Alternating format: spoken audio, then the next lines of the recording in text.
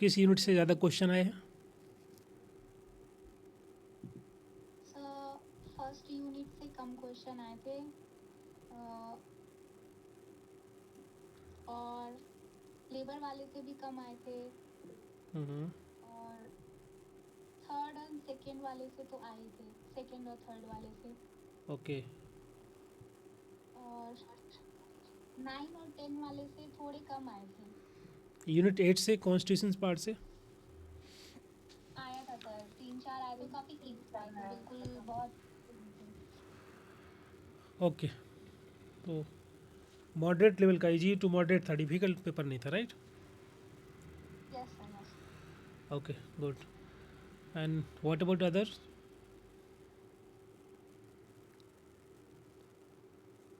Research से sir आया था क्वेश्चन, रिसर्च? पेपर वन में भी। ओके, कितने क्वेश्चन होंगे लगभग?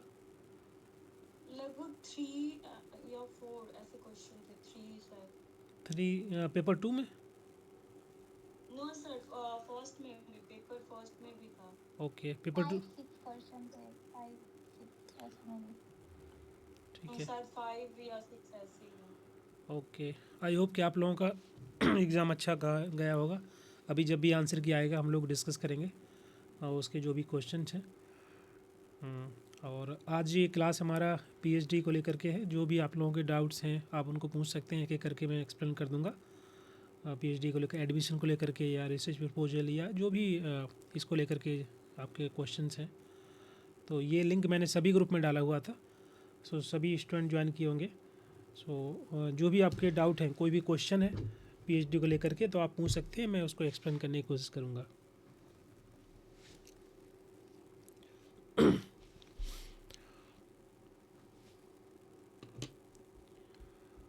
एक एक करके आप लोग कमेंट कर सकते हैं या डायरेक्टली इसको अनम्यूट करके बोल सकते हैं।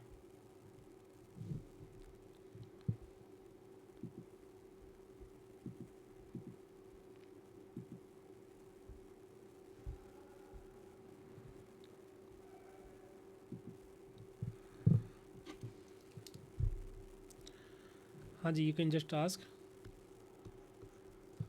जो लोग भी ग्रुप में मैसेज किए थे पीएचडी को लेकर के, तो आप एक एक करके क्वेश्चन पूछ सकते हैं।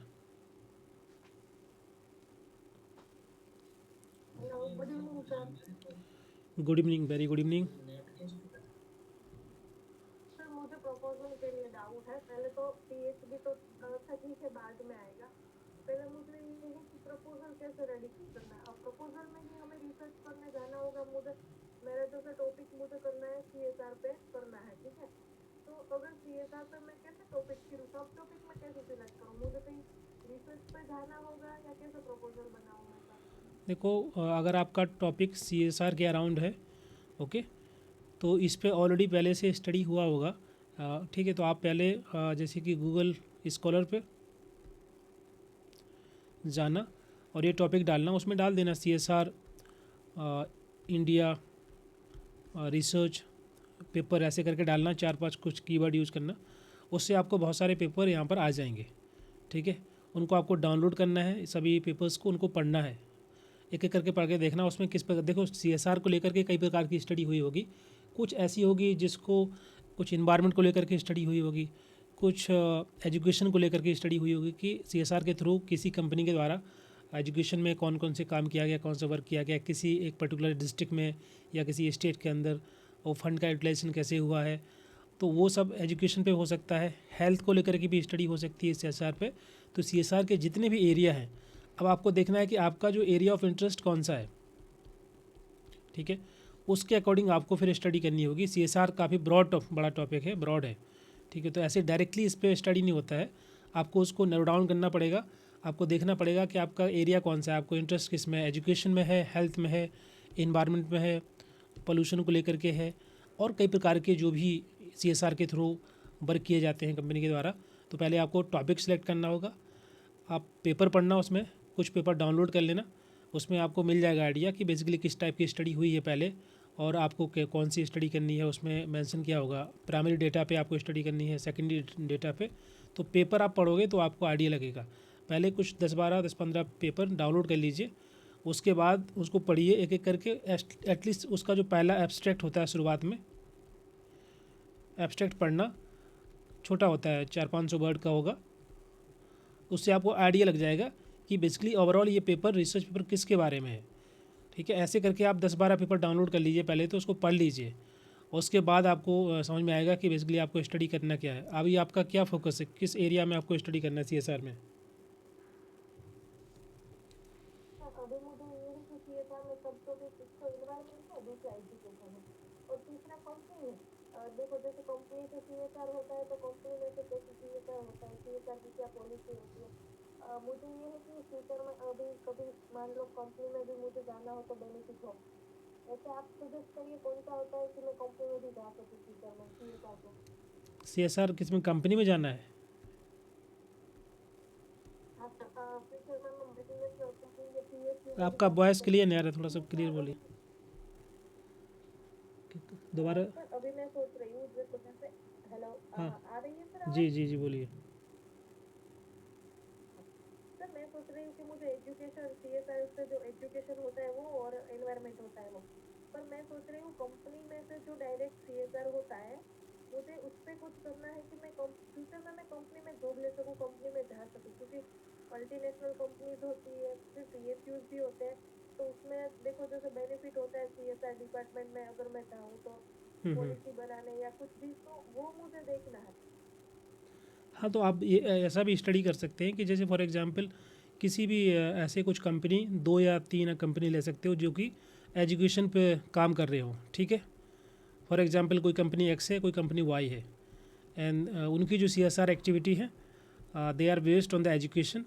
तो आप उन पे स्टडी कर सकते हो कि ये 2 कंपनी है, 3 या 4, जितनी भी कंपनी हो उसको ले सकती हो, और उनका अगर एक ही प्रकार का एरिया है, फॉर एग्जांपल एजुकेशन है, तो आप देख सकते हो उनकी जो फंडिंग है, कितना पैसा वो लोग फंड कर रहे होते हैं, किस तरीके के प्रोजेक्ट को ले रहे हैं वो, उसका एग्जीक्यूशन कितने टाइम में हो रहा है, और जो प्रोजेक्ट है कौन सी कंपनी कर रही है। ओके, कभी कभी कंपनी खुद नहीं करती हैं, वो किसी संस्था को दे देते हैं, किसी NGO को, या उनका कोई फाउंडेशन होता है, तो उसके थ्रू वो जो पैसे होते हैं उसको पुल करते हैं, फिर उसके माध्यम से वो एजुकेशन में या किसी भी सेक्टर में स्पेंड करते हैं। तो आपको ऐसा भी आप स्टडी कर सकते हो। लेकिन आपको ये देखना होगा कि कंपनी का एक ही प्रकार का एरिया होना चाहिए, फोकस एरिया एजुकेशन है, या आपको अगर, या जो भी आपका टॉपिक है उस पर आपको देखना होगा पहले कि कौन कौन सी कंपनी है जो कि एजुकेशन में काम कर रही हैं, एजुकेशन के एरिया में काम कर रहे हैं किसी पर्टिकुलर डिस्ट्रिक्ट के अंदर या स्टेट के अंदर। तो ये काम आपको खुद करना पड़ेगा। ठीक है, ये देखो रिसर्च पूरा का पूरा एक स्टूडेंट का ही काम होता है। आपको खुद सर्च करना पड़ेगा गूगल पे कि कौन सी कंपनी है जो कि एजुकेशन में काम कर रही हैं थ्रू दी CSR। ठीक है, उनकी लिस्ट बनानी पड़ेगी आपको, फिर आपको देखना पड़ेगा उसके अंदर उनकी वेबसाइट को लॉगिन करके, ओपन करके सॉरी, रिपोर्ट होती है उसमें, एनुअल रिपोर्ट दी रहती है एक्सपेंडिचर का, कौन कौन सा CSR एक्टिविटी की हो। हेलो, हाँ सर। ओके, तो एनुअल रिपोर्ट पढ़ना आप, उसमें उनका दिया रहता है, इसमें इन्होंने एक साल में इतना खर्चा किया है इस एरिया में, एजुकेशन पे या हेल्थ पे या किसी भी एरिया के अंदर, तो आपको रिपोर्ट पढ़नी पड़ेगी। इसी प्रकार से दूसरी जो कंपनी होगी उसका भी रिपोर्ट आपको डाउनलोड करना पड़ेगा, और वो आपको मिल जाएगा, वेबसाइट पे जाओगे, फिर उसको आपको एनालाइज करना पड़ेगा, कंपेयर करना पड़ेगा, फिर आप फाइनली डिसाइड कर पाओगे कि आपको स्टडी क्या है। ठीक है, तो अभी डाउट आपको आ रहा है, इसका मतलब अच्छा है, डाउट आनी चाहिए। आप पहले ये काम करिए, पहले तो CSR को लेकर के पेपर पढ़िए। पहला काम ये है कि पेपर डाउनलोड कर लीजिए, कुछ 10-15 पेपर, एक हफ्ता दीजिए उसमें, एक वीक इसको पढ़िए, समझिए, जो एब्स्ट्रैक्ट होता है उसको पढ़िए, उसकी जो लास्ट में फाइंडिंग्स दी रहती हैं, कंक्लूजन दिया रहता है उसको पढ़ लीजिए, मैथोलॉजी सेक्शन रहता है, किस तरीके का स्टडी किया जा रहा है, उससे आपको आइडिया लग जाएगा। फिर उसके बाद आपका फोकस जो होगा कि आपको टाइप स्टडी आपका किस प्रकार का है। अगर आपको कंपनी पे स्टडी करना है, देन कंपनी की वेबसाइट ओपन करिए, वहाँ की जो रिपोर्ट्स हैं उसको डाउनलोड करिए, उसको पढ़िए। देन उसके प्रोजेक्ट जो हैं कौन कौन सी एरिया में चल रहे हैं, एजुकेशन में कितने सालों से उन्होंने काम किया है, क्या क्या वर्क हुआ है, कितना प्रोजेक्ट कंप्लीट हुए हैं, वो सब चीज़ रिपोर्ट उसमें रहेगा, उसको आपको पढ़ना पड़ेगा। देन फाइनली आप जो है फर्दर और इस प्रकार से आपका प्रपोजल बनेगा। तो first focus on the research paper, then focus on the work, and जो भी आपका जैसे कंपनी है कोई भी है। ठीक है, ठीक है, थैंक यू सर। सर आप मुझे हेल्प करेंगे ना आप प्रपोजल बनाने में, मतलब हाँ, प्रपोजल बनाने में मैं हेल्प कर दूंगा आपको, क्या क्या स्टेप्स होते हैं, कैसे कैसे बनाना है वो मैं बता दूंगा, लेकिन आपको तैयार करना पड़ेगा कंटेंट। देखिए कंटेंट स्टूडेंट ही तैयार करके देगा, है ना। ये तो स्टूडेंट का होता है, क्योंकि मुझे नहीं पता होगा कि आपको किस टाइप की स्टडी करनी है। तो आप कंटेंट पहले बना लीजिए, पेपर पढ़ लीजिए, उसमें लिख लीजिए प्रॉपर तरीके से कि आपको करना क्या है। देन आप मुझसे पूछेंगे तो मैं आपको हेल्प कर दूंगा कि उसका इंट्रोडक्शन कैसे लिखना है, ठीक है, उसका मैथोलॉजी सेक्शन कैसे लिखना है, जो ऑब्जेक्टिव हैं किस तरीके से फ्रेम करने हैं, जो क्वेश्चन उसको कैसे फ्रेम करना है। ओके, बाकी चीज़ें मैं आपको बता दूंगा। लिटरेचर रिव्यू में क्या क्या डालना होता है, उसका किस तरीके से एक प्रॉपर फ्रेम होता है, तो वो सभी चीज़ें मैं आपको बता दूंगा एक section wise. But before that जो टॉपिक है, टॉपिक के रिगार्डिंग आपको पढ़ना खुद पड़ेगा, देन बाकी चीज़ें आएंगी बाद में, ठीक है। जी सर। हाँ। ओके, क्या ब्लू हाई उपाध्याय सर, क्या प्रोसेस होगी जेआरएफ होने के बाद पीएचडी के लिए? ठीक है, देखिए जेआरएफ होने के बाद ये होगा कि पहले तो आपको पीएचडी एडमिशन के लिए जो भी कॉलेज है, यूनिवर्सिटी है, उनका नोटिफिकेशन आता है, तो आपको नोटिफिकेशन देखना है और वहाँ पर अप्लाई करना होगा। अप्लाई करने के बाद वहाँ से कॉल आएगा, आपको मेल आएगा इंटरव्यू के लिए या फिर रिटन एग्ज़ाम के लिए। अगर आपका जेआरएफ है तो ज़्यादातर आपको रिटन एग्ज़ाम नहीं देना पड़ेगा, डायरेक्टली इंटरव्यू देंगे, लेकिन किसी किसी इंस्टीट्यूट के अंदर वो लोग रिटन एग्ज़ाम भी लेते हैं, भले आपका जेआरएफ हो। तो ये प्रोसेस आपको फॉलो करना पड़ेगा। कॉलेज यूनिवर्सिटी की वेबसाइट ओपन करिए। जनरली जो है साल में 2 बार एडमिशन के फॉर्म आते हैं, एक तो जुलाई में, जून जुलाई, एक आपका दिसंबर जनवरी। ओके, तो ये 2 सेशंस होते हैं, इनमें फॉर्म निकलते हैं यूनिवर्सिटी कॉलेज में। तो आपको देखना है जो भी, जैसे फॉर एग्जांपल आप किसी डिस्ट्रिक्ट किसी स्टेट से बिलोंग करते हैं, यूपी से, तो यूपी में जितने भी यूनिवर्सिटी हैं, कॉलेजेस हैं जो अच्छे हैं, जिसको आपको लग रहा है कि इसमें आपको एडमिशन लेना है, तो उसकी वेबसाइट रेगुलर चेक करिए और देखिए कि आप देख लीजिए कि उसमें लास्ट ईयर का नोटिफिकेशन पड़ा होगा, उससे आपको आइडिया लग जाएगा कि किस डेट में ये नोटिफिकेशन आया था। ओके, तो वो आपको वहाँ से देख लेना है, उसके अकॉर्डिंगली आपको वेट करना पड़ेगा, लिस्ट बना लेना प्रॉपर तरीके से कि दीज आर द 5 यूनिवर्सिटी, यहाँ पर आप एडमिशन लेना चाहते हो, इनका जो टाइम है नोटिफिकेशन का ये है, बना के रखना उसको, फिर उसी के अकॉर्डिंगली आपको फॉर्म भरना पड़ेगा। देन फॉर्म भरने के बाद आपका इंटरव्यू होगा, रिटन एग्ज़ाम होगा, देन फाइनली फिर अगर आपका एडमिशन हो जाता है तो एडमिशन के बाद फिर आपका रजिस्ट्रेशन होगा। रजिस्ट्रेशन में वो लोग मांगेंगे आपसे जेआरएफ का सर्टिफिकेट, तो जो सर्टिफिकेट है उसकी कॉपी आपको देनी होगी उनको। जब आपका रजिस्ट्रेशन होगा, जिस डेट को, फॉर एग्जांपल 15 अगस्त को हो रहा है, तो 15 अगस्त से ही आपका फाइनली फिर फेलोशिप स्टार्ट होगा। तो अगले महीने जो आपकी 15 सितंबर को जो फेलोशिप आएगा, 1 महीने का आएगा या 2 महीने बाद, 3 महीने बाद, प्रोसेस कभी कभी प्रोसेस में टाइम लगता है, 2-3 महीने का एक साथ आएगा, लेकिन वो एक बार स्टार्ट हो गया तो फिर आता रहे, कंटिन्यू रहेगा। तो ये प्रोसेस रहेगा। ओके, तो जेआरएफ होने के बाद ऐसा नहीं है कि जेआरएफ आपका हो गया है तो डायरेक्टली कोई भी एडमिशन आपको दे देगा कोई भी यूनिवर्सिटी, ऐसा नहीं होता है। ये आपका एक सर्टिफिकेट है, now you have the JRF so that you can get the fellowship. ये आपको फेलोशिप के लिए है, ये आपका एडमिशन सुनिश्चित नहीं करता है। एडमिशन के लिए आपको दोबारा से मेहनत करनी पड़ेगी, प्रपोजल बनाना पड़ेगा,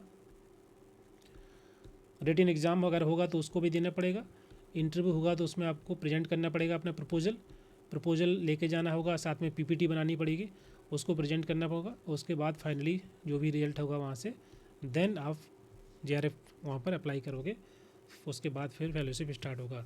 तो जेआरएफ का रेलेवेंस तभी है जब आपका एडमिशन हो जाता है, उसके पहले तक रेलेवेंस नहीं है, क्योंकि फेलोशिप नहीं मिलती है ऐसे कि आपको सर्टिफिकेट मिल गया तो फेलोशिप नहीं मिलेगा जब तक आप एडमिशन नहीं लोगे। Clear the blue high? हाँ जी। सर एक क्वेश्चन था मेरा। हाँ। सर मेरा टाटा इंस्टीट्यूट सोलर में मेरा एडमिशन हो गया था, तो उसमें फीस ज़्यादा ले रहे हैं, मतलब फीस का सर कैसे स्कॉलरशिप मिलता है? 1 लाख रुपये। हाँ, देखो इसमें देखो कुछ इंस्टीट्यूट ऐसी हैं, फॉर एग्जांपल यूनिवर्सिटी, जैसे जो सेंट्रल यूनिवर्सिटी है और स्टेट यूनिवर्सिटी है, इनकी फ़ीस बहुत कम होती है। ओके, बहुत ही कम फीस होती है, तो जनरली स्टूडेंट यहीं पर ज्वाइन करते हैं। जिनका जेआरएफ नहीं होता है या जिनको फाइनेंशियल प्रॉब्लम है तो वो जनरली यूनिवर्सिटी में ज्वाइन करेंगे, या कोई ऐसी प्राइवेट इंस्टीट्यूट है जो कि फ़ंड कर रही होती है तो वो अलग बात है। अदरवाइज़ जो यूनिवर्सिटी है सरकारी, सेंट्रल स्टेट यूनिवर्सिटी की फ़ीस बहुत कम होती है। उसके अलावा फ़ीस जो हाई होती है वो होती है, जैसे फॉर एग्जांपल TISS है, ठीक है, आपके IIT है, NIT है, IIM है, इनकी फ़ीस ज़्यादा होती है। IIM की तो कम है, बट IIT NIT और बाकी जैसे TISS हो गया और बाकी इंस्टीट्यूट हो गए, इनकी फ़ीस एक सेमेस्टर की लगभग 50,000 होती है और एक साल की 1 लाख। ठीक है, तो ये कॉलेज का फ़ीस है। इसमें दो चीज़ें होती हैं, एक तो आपका कॉलेज का ट्यूशन फ़ीस हो गया, दूसरा हो गया आपका हॉस्टल फ़ीस। आप वहाँ रहोगे तो खाने का, रहने का, सब कुछ। तो इसमें अराउंड 30-40% आपका फ़ीस रहता है ट्यूशन का और बाकी 60% रहेगा रहने का, खाने का। ठीक है, इसी वजह से फ़ीस ज़्यादा होता है। और जो आपका सेंट्रल यूनिवर्सिटी है, स्टेट यूनिवर्सिटी, यहाँ पर रहने का तो प्रोविज़न है नहीं, आप घर से जा सकते हो, कोई यहाँ अटेंडेंस का भी ऐसा कोई चक्कर नहीं होता। बट इन सभी इंस्टीट्यूट के अंदर आप रहोगे, वहाँ पर आपका अटेंडेंस भी होगा, तो आपको रेगुलर रहना पड़ेगा, फुल टाइम आपको देना पड़ेगा वहाँ पर। उसके अकॉर्डिंग आपको रिसोर्सेज मिलते हैं। जैसे कि अगर आप सेंट्रल यूनिवर्सिटी में जाते हो तो बहुत सारी चीज़ें हैं जो कि आपको वहाँ नहीं मिलेंगी, जो कि आपको इन सभी इंस्टीट्यूट में मिलती हैं, जहाँ पर फीस ज़्यादा होती है। ओके, बहुत सारे सॉफ्टवेयर्स जो होंगे वो आपको फ्री मिल जाएंगे, आपको उसकी परचेज नहीं करना पड़ेगा। रिसर्च में बहुत सारे सॉफ्टवेयर काम आते हैं। ठीक है, जैसे प्लेजरिज्म चेक करना है आपको, या कई प्रकार के सॉफ्टवेयर होते हैं, डेटा एनालिसिस करना है, तो ये सभी सॉफ्टवेयर को परचेज करना पड़ेगा। अगर आप बाकी यूनिवर्सिटी में पढ़ते हो वहाँ पर ये सब नहीं मिलेगा, लेकिन जहाँ फीस थोड़ी ज़्यादा होती है, जो अच्छे इंस्टीट्यूट हैं वहाँ पर वो लोग सब कुछ आपको प्रोवाइड करेंगे, पूरा इंफ्रास्ट्रक्चर देंगे रिसर्च करने का, बट थोड़ा सा फीस रहेगा। इसी वजह से TISS का फ़ीस ज़्यादा है।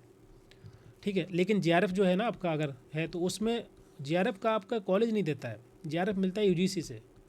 UGC पैसा भेजती है आपको आपके अकाउंट में, उसका कॉलेज का कोई लेना नहीं होता है। वो आपको बस आपका रजिस्ट्रेशन नंबर ले लेंगे और वो अप्लाई कर देंगे कि ये लड़का मेरे यहाँ पर पढ़ रहा है, या लड़की, अब आपको JRF मिलना शुरू हो जाएगा। वो वैलिडेट कर देंगे कि इसने एडमिशन ले लिया है, तो UGC डायरेक्टली आपके अकाउंट में पैसा भेजेगी। ओके, इनका जो पैसा है, इनकी जो फीस है, वो उनको आपको देनी पड़ेगी। ये है।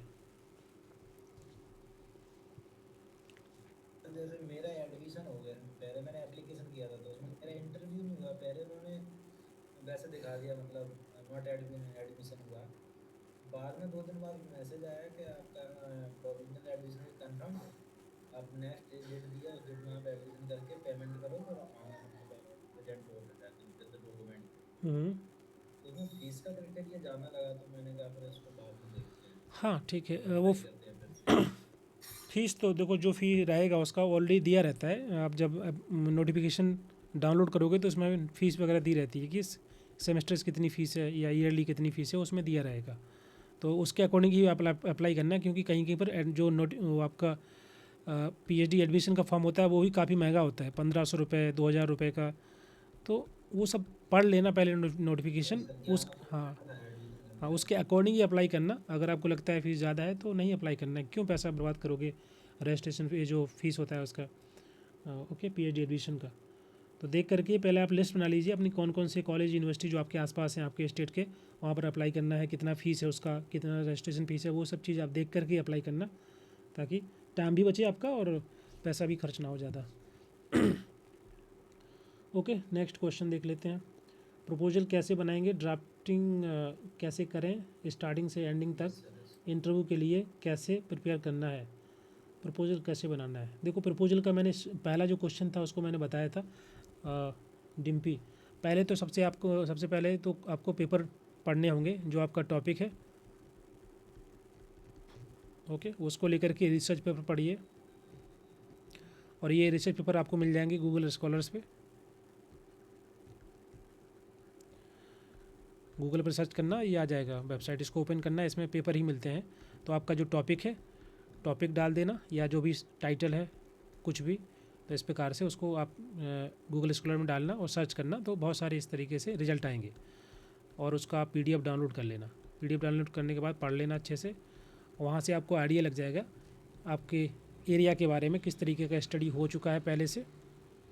ओके, और किस प्रकार की स्टडी इंटरनेशनली हो रही है दुनिया भर में, इंडिया के अंदर कौन सी स्टडी हुई है, और जिस स्टेट में आप स्टडी करना चाहते हो उसमें भी कोई अगर स्टडी हुआ है, कौन सा हुआ है। तो ये सब चीज़ें आपके लिटरेचर रिव्यू में काम आएंगी। जो आप पढ़ोगे वो आपका लिटरेचर रिव्यू कहलाएगा, जिसको आपको लिखना पड़ेगा जब आप प्रपोजल बनाओगे। ठीक है, यहाँ से आपको आइडिया लग जाएगा ओवरऑल कि टॉपिक एक टेंटेटिव, ठीक है, एक कोई टेंटेटिव टॉपिक आपका आ गया, उसको लेकर के फिर आप अपना एक प्रपोजल बनाओगे, रिसर्च प्रपोजल। जैसे कि एब्स्ट्रैक्ट लिखना होता है, इंट्रोडक्शन, सॉरी, उसके बाद आएगा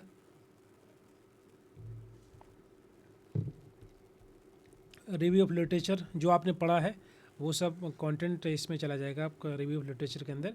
इसमें ज़्यादा नहीं डालना है चूँकि प्रपोजल है, तो आप 2 पेज में लगभग 1000 या 1200 वर्ड्स के अंदर आपका ये जो रिव्यू ऑफ लिटरेचर है वो कर सकते हैं। उससे कम में भी कर सकते हैं, वो डिपेंड करता है। कभी कभी जैसे किसी यूनिवर्सिटी कॉलेज में वो लोग ना 5000 वर्ड्स का प्रपोजल मांगते हैं या 4000 वर्ड्स का है, तो वो आप चेंज कर सकते हैं। एक बार पूरा एक बना लीजिए, एक मॉडल प्रपोजल, उसके बाद जब जैसे रिक्वायर्ड उसके हिसाब से आप चेंज कर सकते हो वर्ड्स लिमिट। तो हम लोग मान के चलेंगे कि लगभग 4000-5000 वर्ड का एक प्रपोजल आपको बनाना है, ठीक है। तो उसमें 1000-1200 वर्ड्स का आपका एक रिव्यू ऑफ लिटरेचर हो गया। इसमें डालते क्या है, इसमें डालते हैं कि जैसे जो कोई स्टडी है उसमें ऑथर का नाम रहेगा, उसकी उसकी जो ओवरऑल स्टडी उसकी फाइंडिंग क्या है, मैथोलॉजी कौन सी यूज़ की गई है, किस एरिया में स्टडी है वो आप डाल सकते हो। उसका जो मेन आर्गूमेंट है, जो स्टडी किया है, जो मेन आर्गूमेंट है उसको आपको ऐड करना होगा, जो कि आपके स्टडी से अलाइन करेगा, ठीक है। तो ये सभी चीज़ें आपको रिव्यू ऑफ लिटरेचर के अंदर लगभग 5-6-8 जो स्कॉलर होंगे उनका आप साइट कर देना, साइटेशन या कोई बुक है उसको साइट कर सकते हो। तो ऐसे करके आपका ये रिसर्च प्रपोजल ये बन जाएगा आपका रिव्यू ऑफ लिटरेचर। क्लियर। इसी प्रकार से पहले आप ये करने के बाद ही सब आएगा। अगर आप लोगों ने इतना कर लिया तो ना you can explain further, otherwise कोई बेनिफिट नहीं है ना। हम लोग नेक्स्ट क्लास कर लेंगे। एक बार आप लोग पहला वाला जो प्रोसेस है वो फॉलो करिए। पहले आप अपना टॉपिक डिसाइड कर लीजिए, देन इसके बाद मैं एक अलग से क्लास लेकर के पूरा प्रपोजल कैसे बनेगा स्टेप बाय स्टेप बता पाऊँगा, तो ज़्यादा अच्छा रहेगा। रिव्यू ऑफ लिटरेचर को क्या एमएलए फॉर्म में रखेंगे कि APA स्टाइल? नहीं, किसी भी में लिख सकते हो आप, ऐसा कोई उसमें अगर वो जैसे कि फॉर एग्जांपल अगर लिखा हुआ है नोटिफिकेशन के अंदर कि ये 5000 वर्ड्स का होना चाहिए, इसके बाद इसमें APA फॉर्म में होना चाहिए, MLA होना चाहिए, तो आप सोचना है शुरुआत में, चूँकि ये प्रपोजल है, ये ऐसा नहीं कि आपको इसमें परफेक्ट होना है। अभी आपका PhD एडमिशन होगा तो उनको पता है कि आपको बहुत सारी चीज़ें नहीं आती हैं, लेकिन बेसिक चीज़ें पूछेंगे। तो इतना सोचिए मत कि MLA है कि APA है कि कौन सा है। आप बना लीजिए प्रपोजल, बाद में वो चेंज हो जाएगा, आप उसको चेंज कर सकते हो। तो पहले तो फोकस आपका होना चाहिए कि पहले आप टॉपिक फाइनल कर लो, उसके बाद फिर आप ये सब चीज़ें abstract, introduction, review of literature, methodology, इसके पहले आपका ऑब्जेक्टिव आएगा, ठीक है, क्वेश्चंस आएंगे, फिर आपका मैथोलॉजी सेक्शन आएगा। इसके बीच में और भी चीज़ें आती हैं, जैसे कि आपका कोई थियोरेटिकल फ्रेमवर्क हो गया तो वो भी ऐड कर सकते हैं, एक कॉन्सेप्चुअल फ्रेमवर्क ऐड कर सकते हैं। तो that depend on the study, आप किस प्रकार की स्टडी कर रहे हो, क्या उसमें ज़रूरत है ये नहीं है, तो उसके अकॉर्डिंग आप ऐड कर सकते हो। लेकिन जो 4-5 इंपॉर्टेंट आपके सब टॉपिक होते हैं वो जैसे एब्स्ट्रैक्ट हो गया, इंट्रोडक्शन हो गया, रिव्यू ऑफ लिटरेचर हो गया, रिसर्च क्वेश्चन है, रिसर्च ऑब्जेक्टिव है, मैथोलॉजी सेक्शन है। इसके अलावा इसमें आप need and significance of study डाल सकते हैं कि आपकी स्टडी का सिग्निफिकेंस क्या है, क्यों स्टडी कर रहे हो, या जो प्रॉब्लम ऑफ द स्टडी कि किस चीज़ को आप एड्रेस करने वाले हो, ठीक है। रैशनल ऑफ स्टडी वो भी आप डाल सकते हो कि आप स्टडी क्यों कर रहे हो, वो रैशनल क्या है स्टडी का। तो ये डिपेंड करता है कि वो लोग मांग क्या रहे हैं। तो आपको पहले एक ओवरऑल एक बनाना पड़ेगा पूरा प्रपोजल, फिर जैसे यूनिवर्सिटी की जो डिमांड होती है उसके अनुसार आपने चेंज करना है, उसको भेज देना है। दूसरी यूनिवर्सिटी में अप्लाई करोगे, उसकी क्या डिमांड है, वो क्या क्या मांग रहे हैं, उसके अकॉर्डिंग दोबारा से आपको चेंज करना है पूरा प्रपोजल, फिर चेंज करके आपको सेंड कर देना है। तो एक मॉडल प्रपोजल आपके पास होना चाहिए पहले से, फिर अकॉर्डिंगली आप चेंज कर सकते हो उनकी जो डिमांड है उसके हिसाब से। समझ में आ रहा है?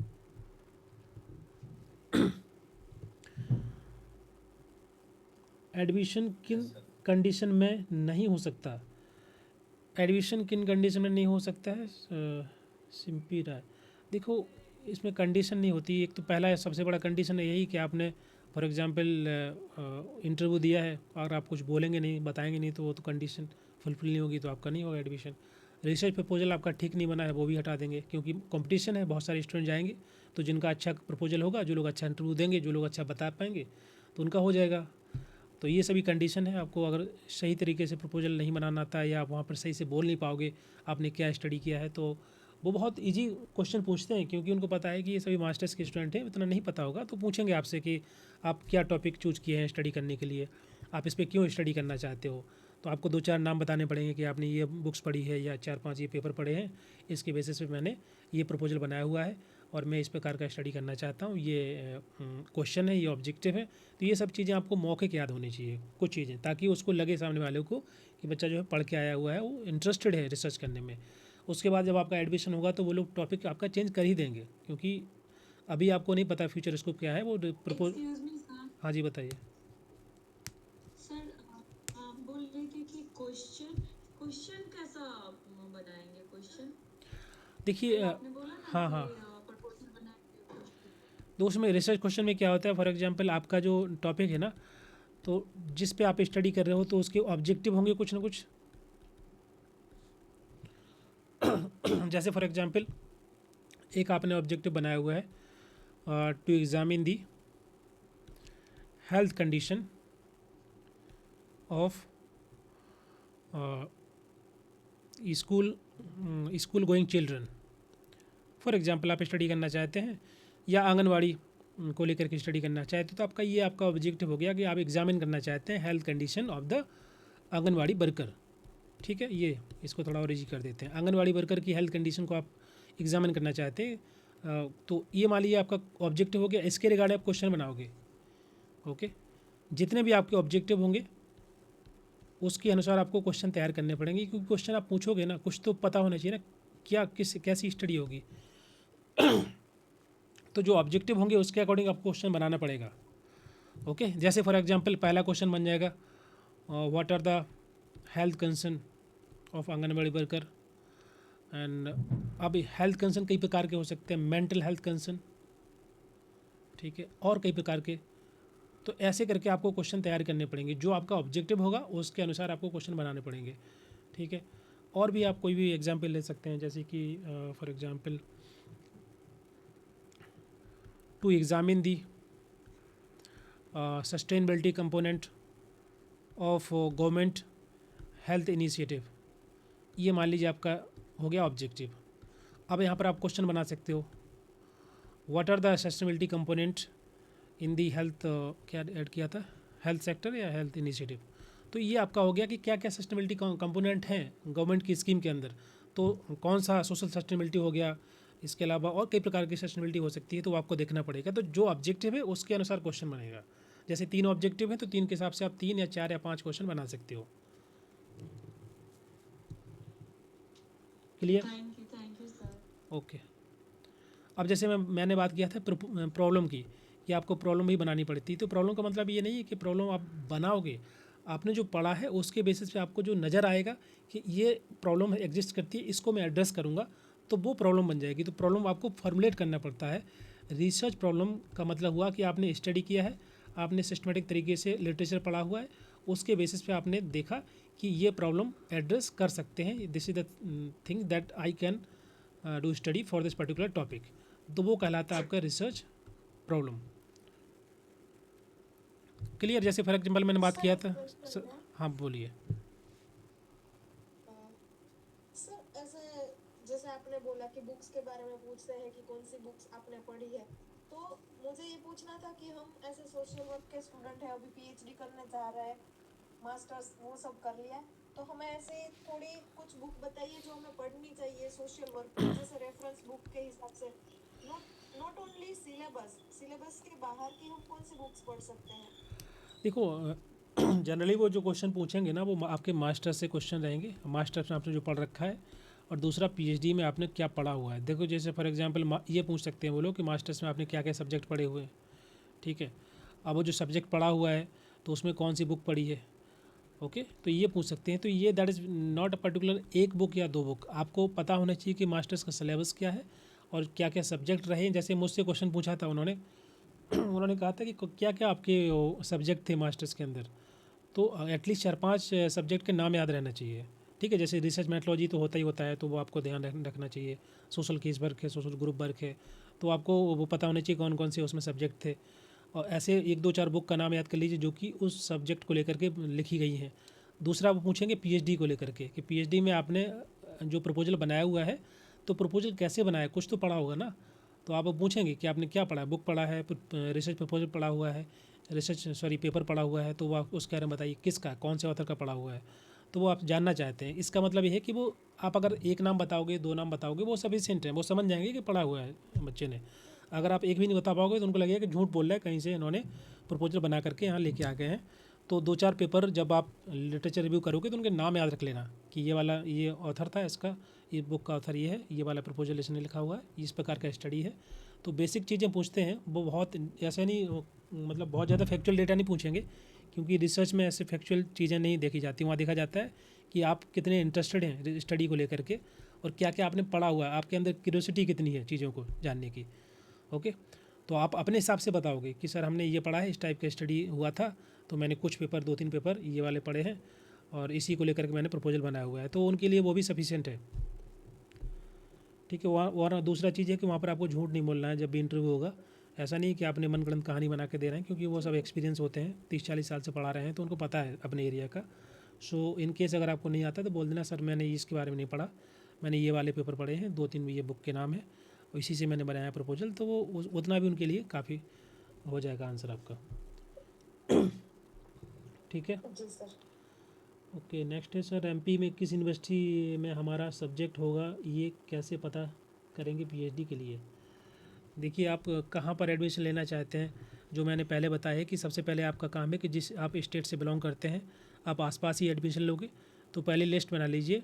एक तो आपका एक सेंट्रल यूनिवर्सिटी होती है हर स्टेट के अंदर, स्टेट यूनिवर्सिटी होगी, उसको बना लीजिए। 1-2 कॉलेज होंगे जो अच्छे कॉलेज होंगे, कोई एनआईटी हो सकता है, वहाँ पर आईआईटी होगा, ऑफ कोर्स होगा, हर स्टेट के अंदर है। तो लिस्ट बनाइए, देखिए कि वहाँ पर पीएचडी नोटिफिकेशन कब निकलता है, उसका टाइम लिख लीजिए, वहाँ की क्या रिक्वायरमेंट है, रिटन एग्ज़ाम, इंटरव्यू, जो कुछ है वहाँ लिख लीजिए। ठीक है, रिसर्च प्रपोजल किस टाइप का बनाना है उनके लिए, हर एक यूनिवर्सिटी का अपना क्राइटेरिया होता है, उसके अनुसार आपको बनाना पड़ेगा। तो एक मॉडल रिसर्च प्रपोजल बना के रखना है, उसके अकॉर्डिंग आप उसमें बदलाव करके, चेंज करके, मॉडिफाई करके आपको भेजना है। तो ये एक पूरी चेकलिस्ट आपको बना के रखनी है, ये आपको खुद करना पड़ेगा। देखो अभी क्या होता है मास्टर्स में, कि मास्टर्स में एक ही सिलेबस होता है, सेम सिलेबस है, एक ही प्रकार का एग्ज़ाम होता है, तो जो आपको डायरेक्टली कहीं से मिल जाता है, और आप जैसे मास्टर्स में एडमिशन लेना है तो ऐसा उसके लिए आपको कुछ प्रपोजल नहीं बनाना होता है, आपने गए, आपने जो भी प्रोसेस हुआ, एडमिशन हुआ, वहाँ पर आपने एडमिशन ले लिया। लेकिन पीएचडी के लिए आपको ही पूरी मेहनत करनी पड़ेगी, आपको ही कॉलेज खोजना पड़ेगा, आपको देखना पड़ेगा कि कौन कौन से प्रोफेसर्स हैं वहाँ पर, आपके एरिया ऑफ इंटरेस्ट में हैं कि नहीं है, उसके अनुसार आपको मेल करना पड़ेगा, तो सब कुछ आपको करना है। तो पीएचडी अगर आप इंटरेस्टेड हैं तो ये इसकी मान के चलिए कि कुछ भी चीज़ें आप और किसी से नहीं करवा सकते, क्योंकि किसी को पता ही नहीं होगा ना आपके एरिया के बारे में, तो सब कुछ आपको खोजना पड़ेगा, और कोई व्यक्ति आपको केवल हेल्प कर सकता है कि चीज़ों को सपोर्ट करने के लिए। तो ये लिस्ट बना लीजिए पहले प्रॉपर तरीके से, आपको एडमिशन लेना कहाँ है, किस यूनिवर्सिटी के अंदर लेना है, उसका लिस्ट बनाइए, कब कब उसमें एडमिशन निकलता है वो लिस्ट बना लीजिए, किस तरीके का एडमिशन प्रोसेस है वो लिस्ट बना लीजिए, कि यहाँ पर इंटरव्यू होता है, यहाँ पर रिटन एग्जाम होता है, यहाँ पर क्या क्या होता है, पूरा लिस्ट बनाना पड़ेगा आपको। देन उसके बाद धीरे धीरे करके आपको अप्लाई करना पड़ेगा।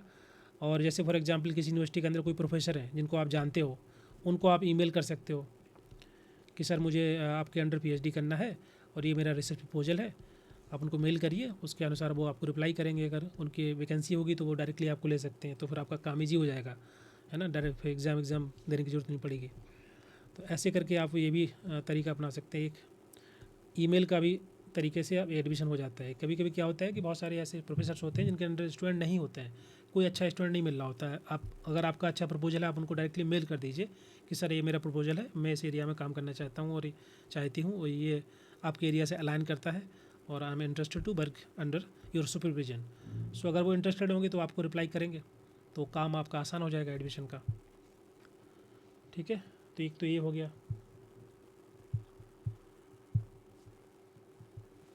एमपी में किस यूनिवर्सिटी, देखिए एमपी में गिनती की यूनिवर्सिटी हैं जो अच्छी यूनिवर्सिटी हैं, उनका आप पोर्टल ओपन करिए यूनिवर्सिटी का, उसमें जाइए कोर्सेज में, वहाँ लिखा होगा पीएचडी कोर्सेज सब्जेक्ट, वहाँ पर लिस्ट होगा पूरा। इवन वहाँ पर पीएचडी स्टूडेंट की लिस्ट भी होगी, कौन कौन सी पीएचडी स्टूडेंट वहाँ पर पीएचडी कर रहे हैं, उनका सब्जेक्ट देखिए क्या क्या सब्जेक्ट है, क्या क्या टॉपिक है। ठीक है, उसके बाद आप लिस्ट बनाइए। तो ये सभी चीज़, ये पूरा रिसर्च जो है ना आपको खुद करनी पड़ेगी। ठीक है, तो पहला काम है आपका, आप यूनिवर्सिटी कॉलेज की वेबसाइट ओपन करना शुरू करिए। ये शायद पहले नहीं किया होगा लेकिन करना पड़ेगा। यूनिवर्सिटी की वेबसाइट ओपन करिए, वहाँ पर जाइए पीएचडी एडमिशन सेक्शन के अंदर, वहाँ पर नोटिफिकेशन होगा पुराना, उसको डाउनलोड करिए, देखिए उसमें क्या प्रोसेस रहा है, पहले किस तरीके से एडमिशन होते हैं।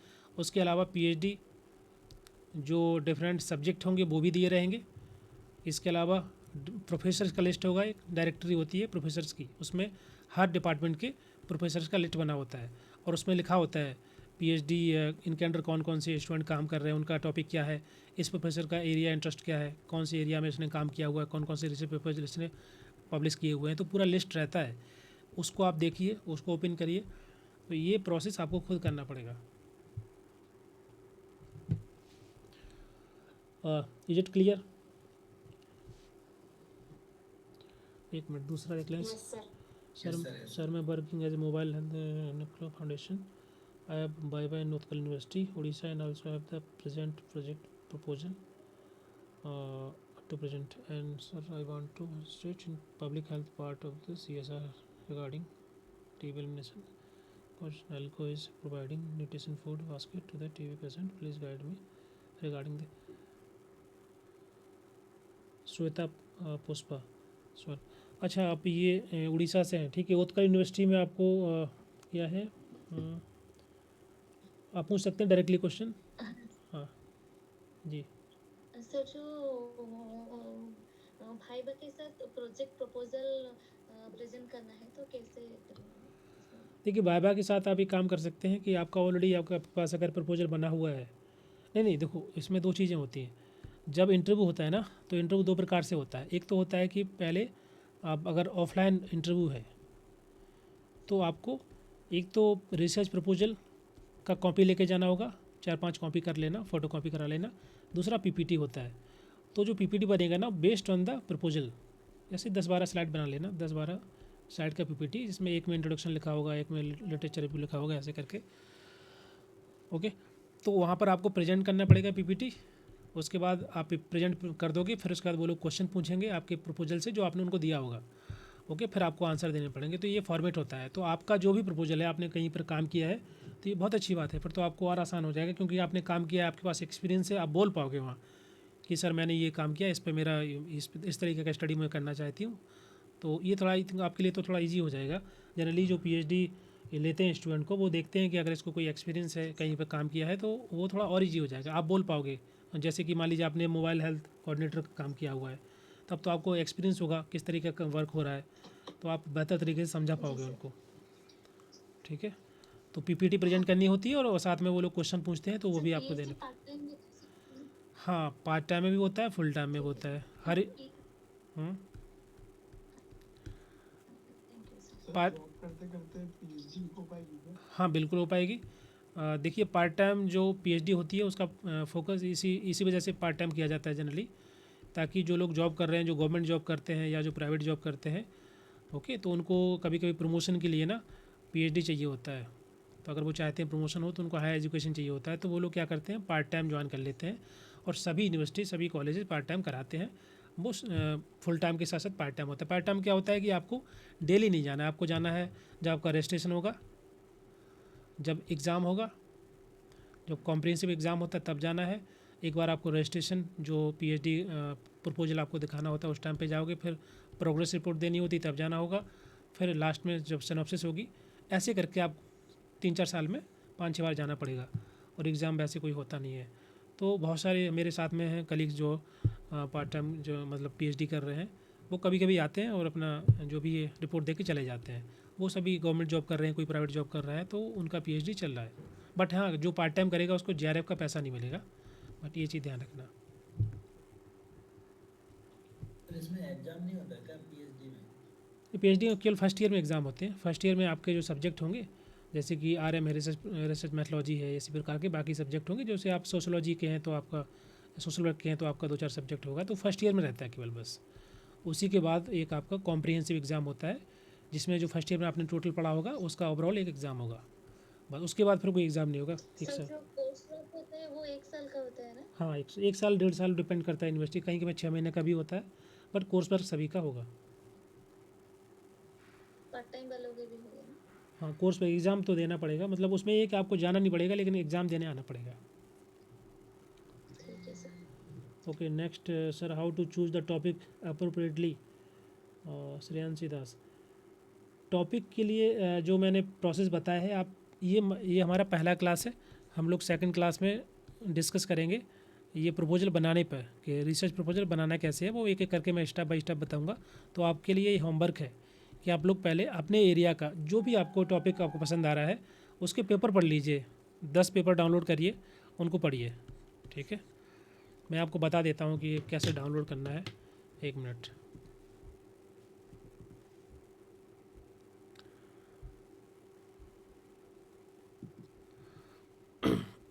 One second.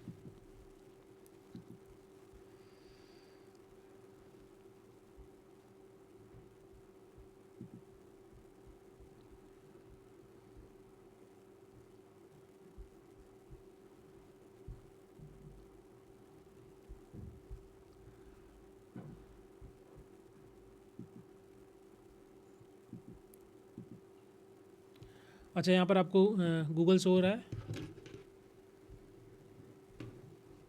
बताइए। सर ठीक है, तो गूगल स्कॉलर पे जाओगे, ये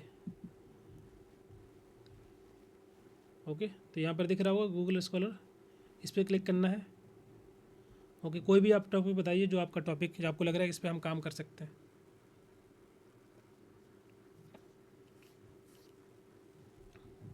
बोलिए। CSR क्या? CSR बहुत मतलब ब्रॉड टॉपिक है ना, उसके और आगे क्या CSR? CSR हेल्थ में sir, CSR in health, okay. कहाँ, इंडिया में? क्या ऑर्गेनाइजेशन CSR? देखो इसमें, यहाँ देखो, आपको यहाँ पर दिख रहा होगा suggestion, CSR in health care, CSR in health industry, CSR health and safety, CSR health and wellbeing, CSR health organisation, ऐसे करके आ रहा है। तो आपको कौन सा जो आपको चूज़ करना है, जल्दी बोलिए ताकि वो और भी क्वेश्चन है।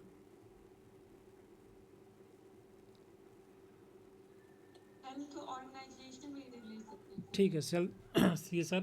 अब यहाँ पर देखोगे बहुत सारे PDF आपको नज़र आ रहे होंगे, ये जहाँ PDF लिखा है ना, मतलब ये क्लिक करोगे तो PDF डाउनलोड होगा डायरेक्टली। जैसे for example, assessment of the environmental sustainability and corporate social responsibility reporting by the large health care organisations, जो आप बात कर रहे थे कि आपको ऑर्गेनाइजेशन में काम करना है, इस पर क्लिक करोगे तो ये आपका यहाँ से पेपर डाउनलोड, प्लीज़ म्यूट कर लीजिए।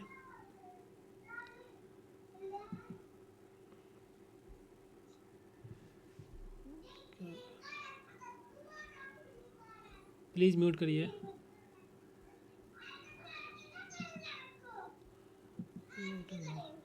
सर ये बैकग्राउंड नॉइज आ रहा है। प्लीज़ बंद कर लीजिए। आई थिंक ये किसका माइक ऑन है?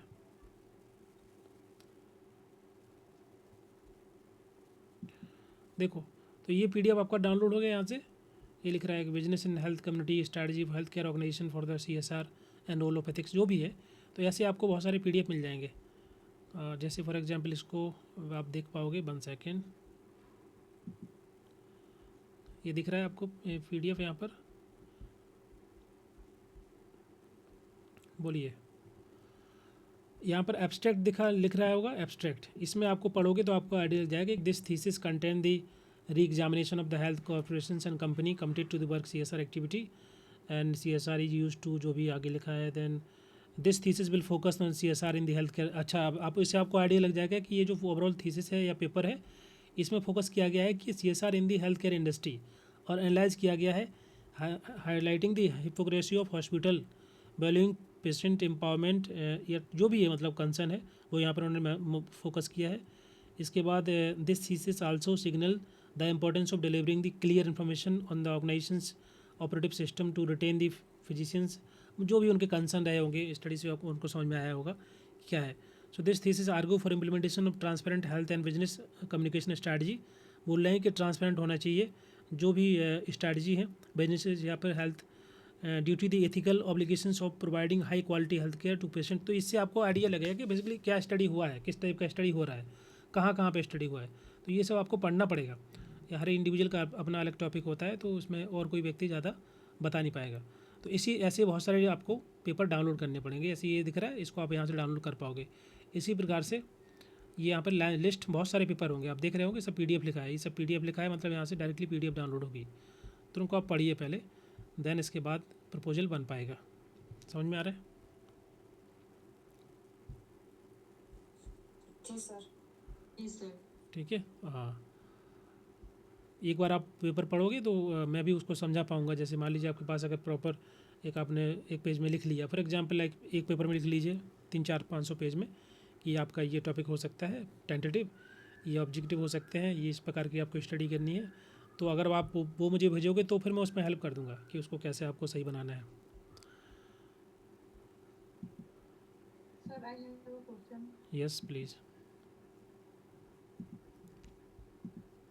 जी पूछिए। सर मैंने जो डेजिटेशन किया था, हाँ हाँ। सर मैंने जो डेजिटेशन किया था अपने पीजी पे, हम्म। तो क्या मैं उसी टॉपिक पे आगे फर्दर पीएचडी कर सकती हूँ?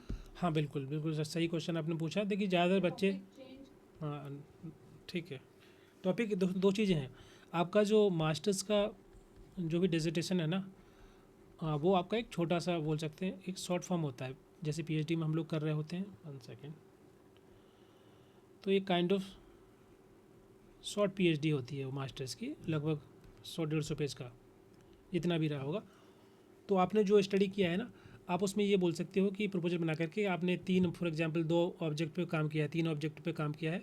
तो आप जब इंटरव्यू में बात करोगे उनसे, वो पूछेंगे तो आप बता देना कि सर मैंने ये काम किया है मास्टर्स में, ये मेरा डिसर्टेशन था और यहाँ तक मैंने काम कर लिया था मास्टर्स में, और मैं चाहती हूँ कि फर्दर मुझे ये 2 ऑब्जेक्टिव या 3 ऑब्जेक्टिव मैं इसमें ऐड करना चाहती हूँ और इसी स्टडी को मैं आगे बढ़ाना चाहती हूँ।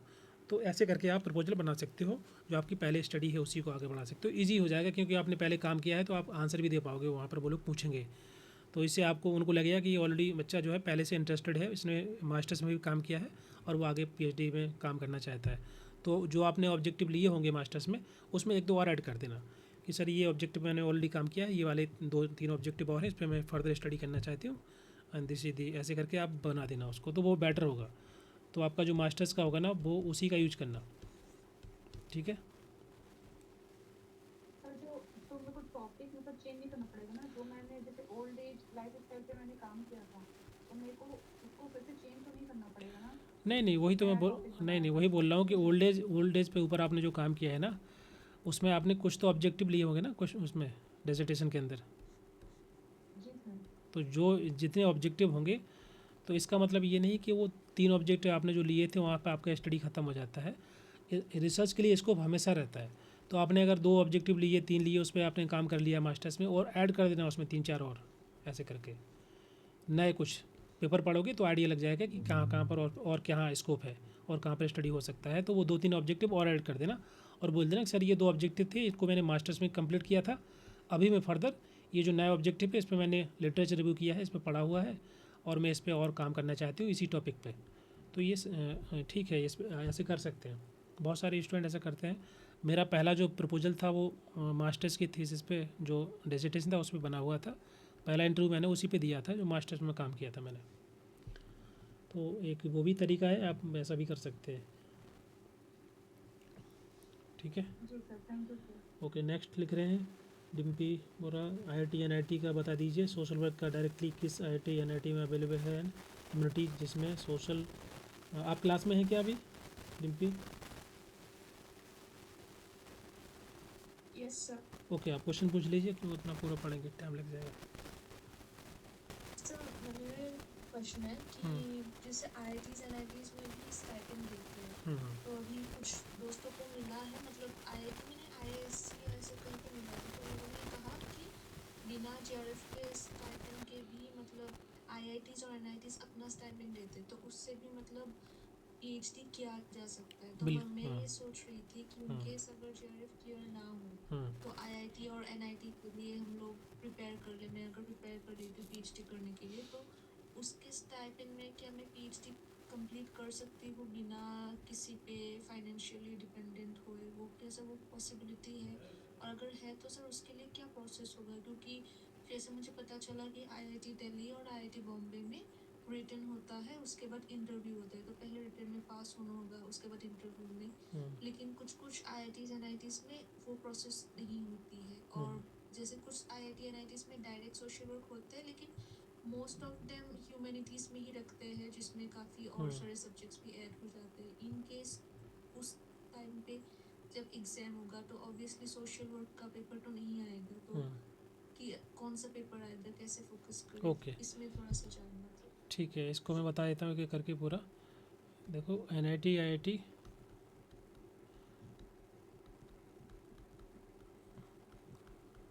और आईएम में या आईएससी जो भी है, देखो इसमें ना ये एक्चुअली टेक्निकल इंस्टीट्यूट है, ये आपका मैनेजमेंट वाला है, IIT NIT टेक्निकल इंस्टीट्यूट है। तो इसमें क्या होता है कि ज़्यादातर जो है जो बच्चे होंगे वो इंजीनियरिंग वाले होंगे, ठीक है। लेकिन इनमें एक डिपार्टमेंट और अलग से होता है जिसको बोलते हैं HSS, humanity and social sciences department, okay. इसके अंदर बहुत सारे सब्जेक्ट होते हैं, जैसे सोशल वर्क हो गया, सोशोलॉजी हो गया, एंथ्रोपोलॉजी हो गया, कुछ ह्यूमैनिटी के सब्जेक्ट हैं जैसे कि संस्कृत हो गया, इंग्लिश हो गया, इंग्लिश लिटरेचर, इकोनॉमिक्स हो गया सोशल साइंस का। तो ऐसे करके बहुत सारे सब्जेक्ट होंगे, जियोग्राफी हो गया, ठीक है, पॉपुलेशन स्टडी है। तो ये सभी के सभी सब्जेक्ट आपका एक ही डिपार्टमेंट के अंदर होते हैं, अलग अलग से डिपार्टमेंट कोई होता नहीं है। अब इसमें क्या है कि बहुत सारे IIT NIT के अंदर सोशल वर्क है और नहीं भी है, ओके।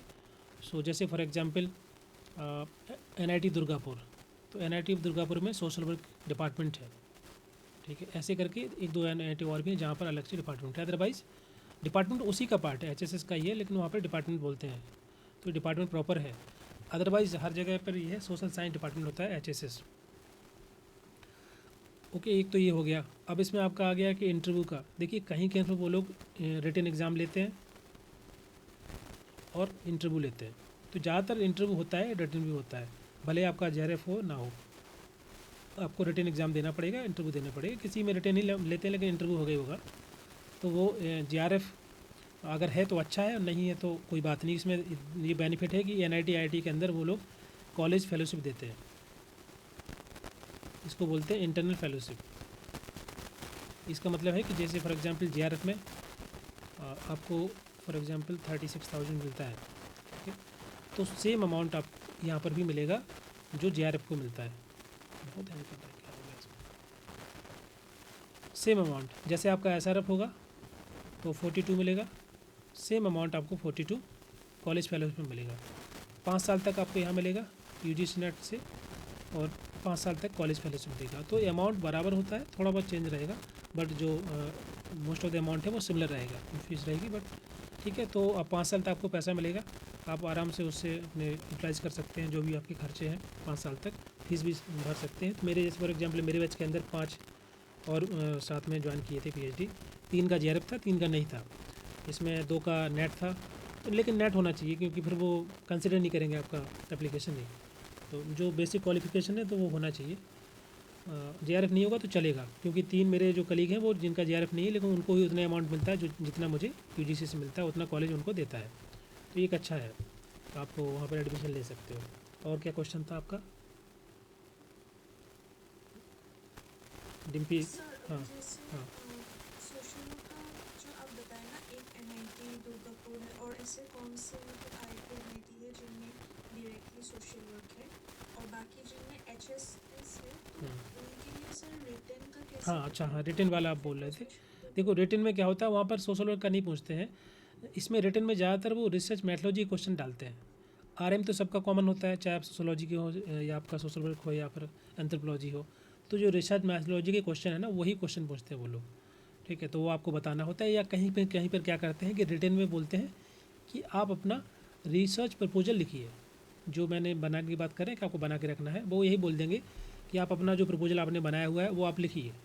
आप 2000 वर्ड्स में अपना प्रपोजल लिख के दे दीजिए, तो उनका वो रिटन हो गया। जैसे फॉर एग्जांपल यहाँ पर जब मैं एडमिशन मैंने लिया था NIT राउरकेला के अंदर, तो मेरा जो रिटन हुआ था ना, रिटन में उन्होंने कहा था कि आप लोग 2000 वर्ड्स के अंदर A4 पेपर दिया था, बोला कि इस पर आप अपना जो रिसर्च प्रपोजल है उसको लिख के दीजिए। ये रिटन था।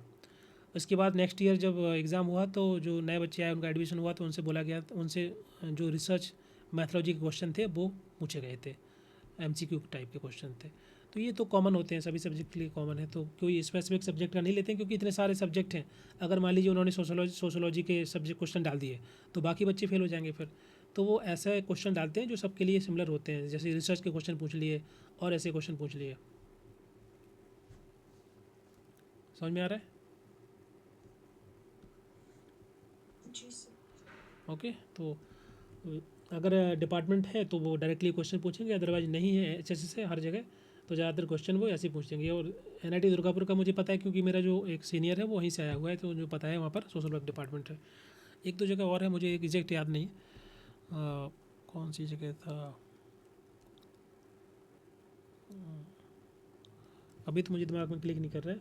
लेकिन ज़्यादातर HSC होगा, IIT NIT के अंदर HSC डिपार्टमेंट होता है, सब्जेक्ट का बहुत ही कम जगह होगा, तो उसको आपको चिंता नहीं करना है सर आपको। हाँ, आप भी जहाँ से PhD कर रहे हैं तो वहाँ पे HSS है या फिर social work HSS है? है, HS। हाँ,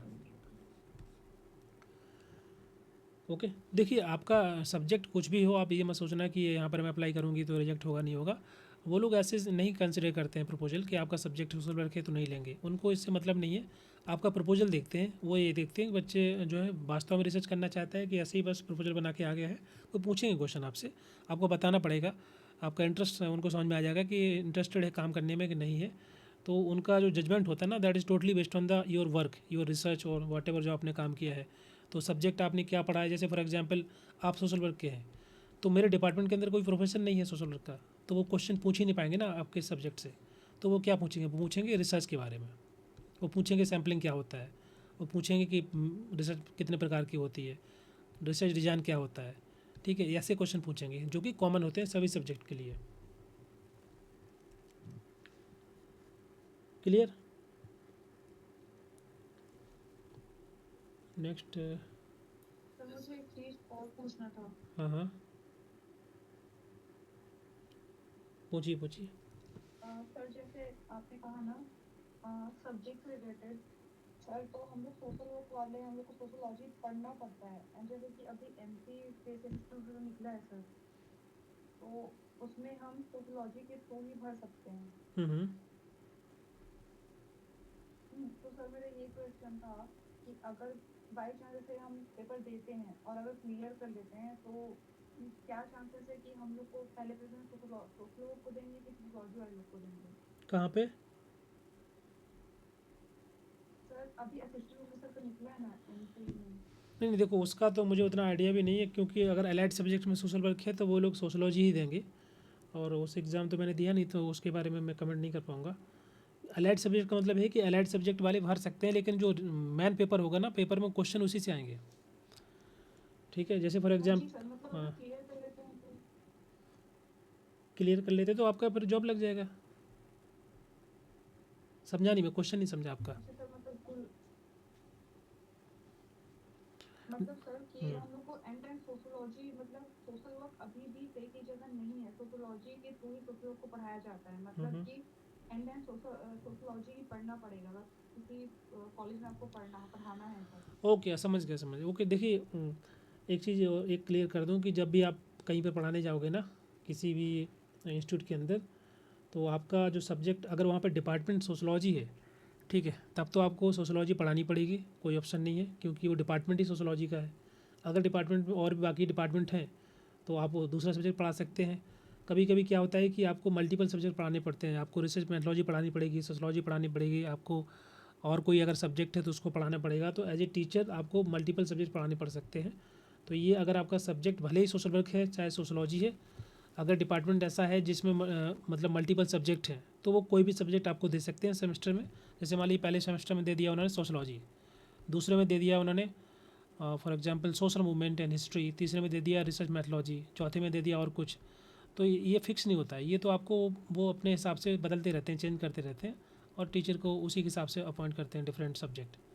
सो ये तो आपको जब ज्वाइन करोगे तो आपको रियलाइज़ हो जाएगा। हाँ, अगर कोई डिपार्टमेंट ही सोशोलॉजी का है तो ओवरऑल सब्जेक्ट पढ़ेगा सोशोलॉजी का, भले ही आपने सोशल वर्क किया हो या कोई भी सब्जेक्ट से किया हो, क्योंकि जो बच्चे वहाँ पे एडमिशन लेंगे ना वो उसी सब्जेक्ट के होंगे। जी सर, सोशल वर्क की वैकेंसी, जी सर सोशल वर्क की वैकेंसी नहीं निकलती है, मेरी जो निकलती सोशोलॉजी थी। हाँ, तो वो अगर तो भरना है तो उसी में भरना पड़ेगा फिर। बिल्कुल बिल्कुल उसको भरना पड़ेगा, ठीक है उसको। वही सर, तो मैं वही। अच्छा, अभी हम लोग फोकस करेंगे पीएचडी पे, ये जो बाकी क्वेश्चन है वो हम लोग बाद में ले सकते हैं, क्योंकि वो बच्चे जो है पीएचडी को लेकर के ही ज्वाइन किए हैं। संदीप कुमार, हाँ जी बोलिए।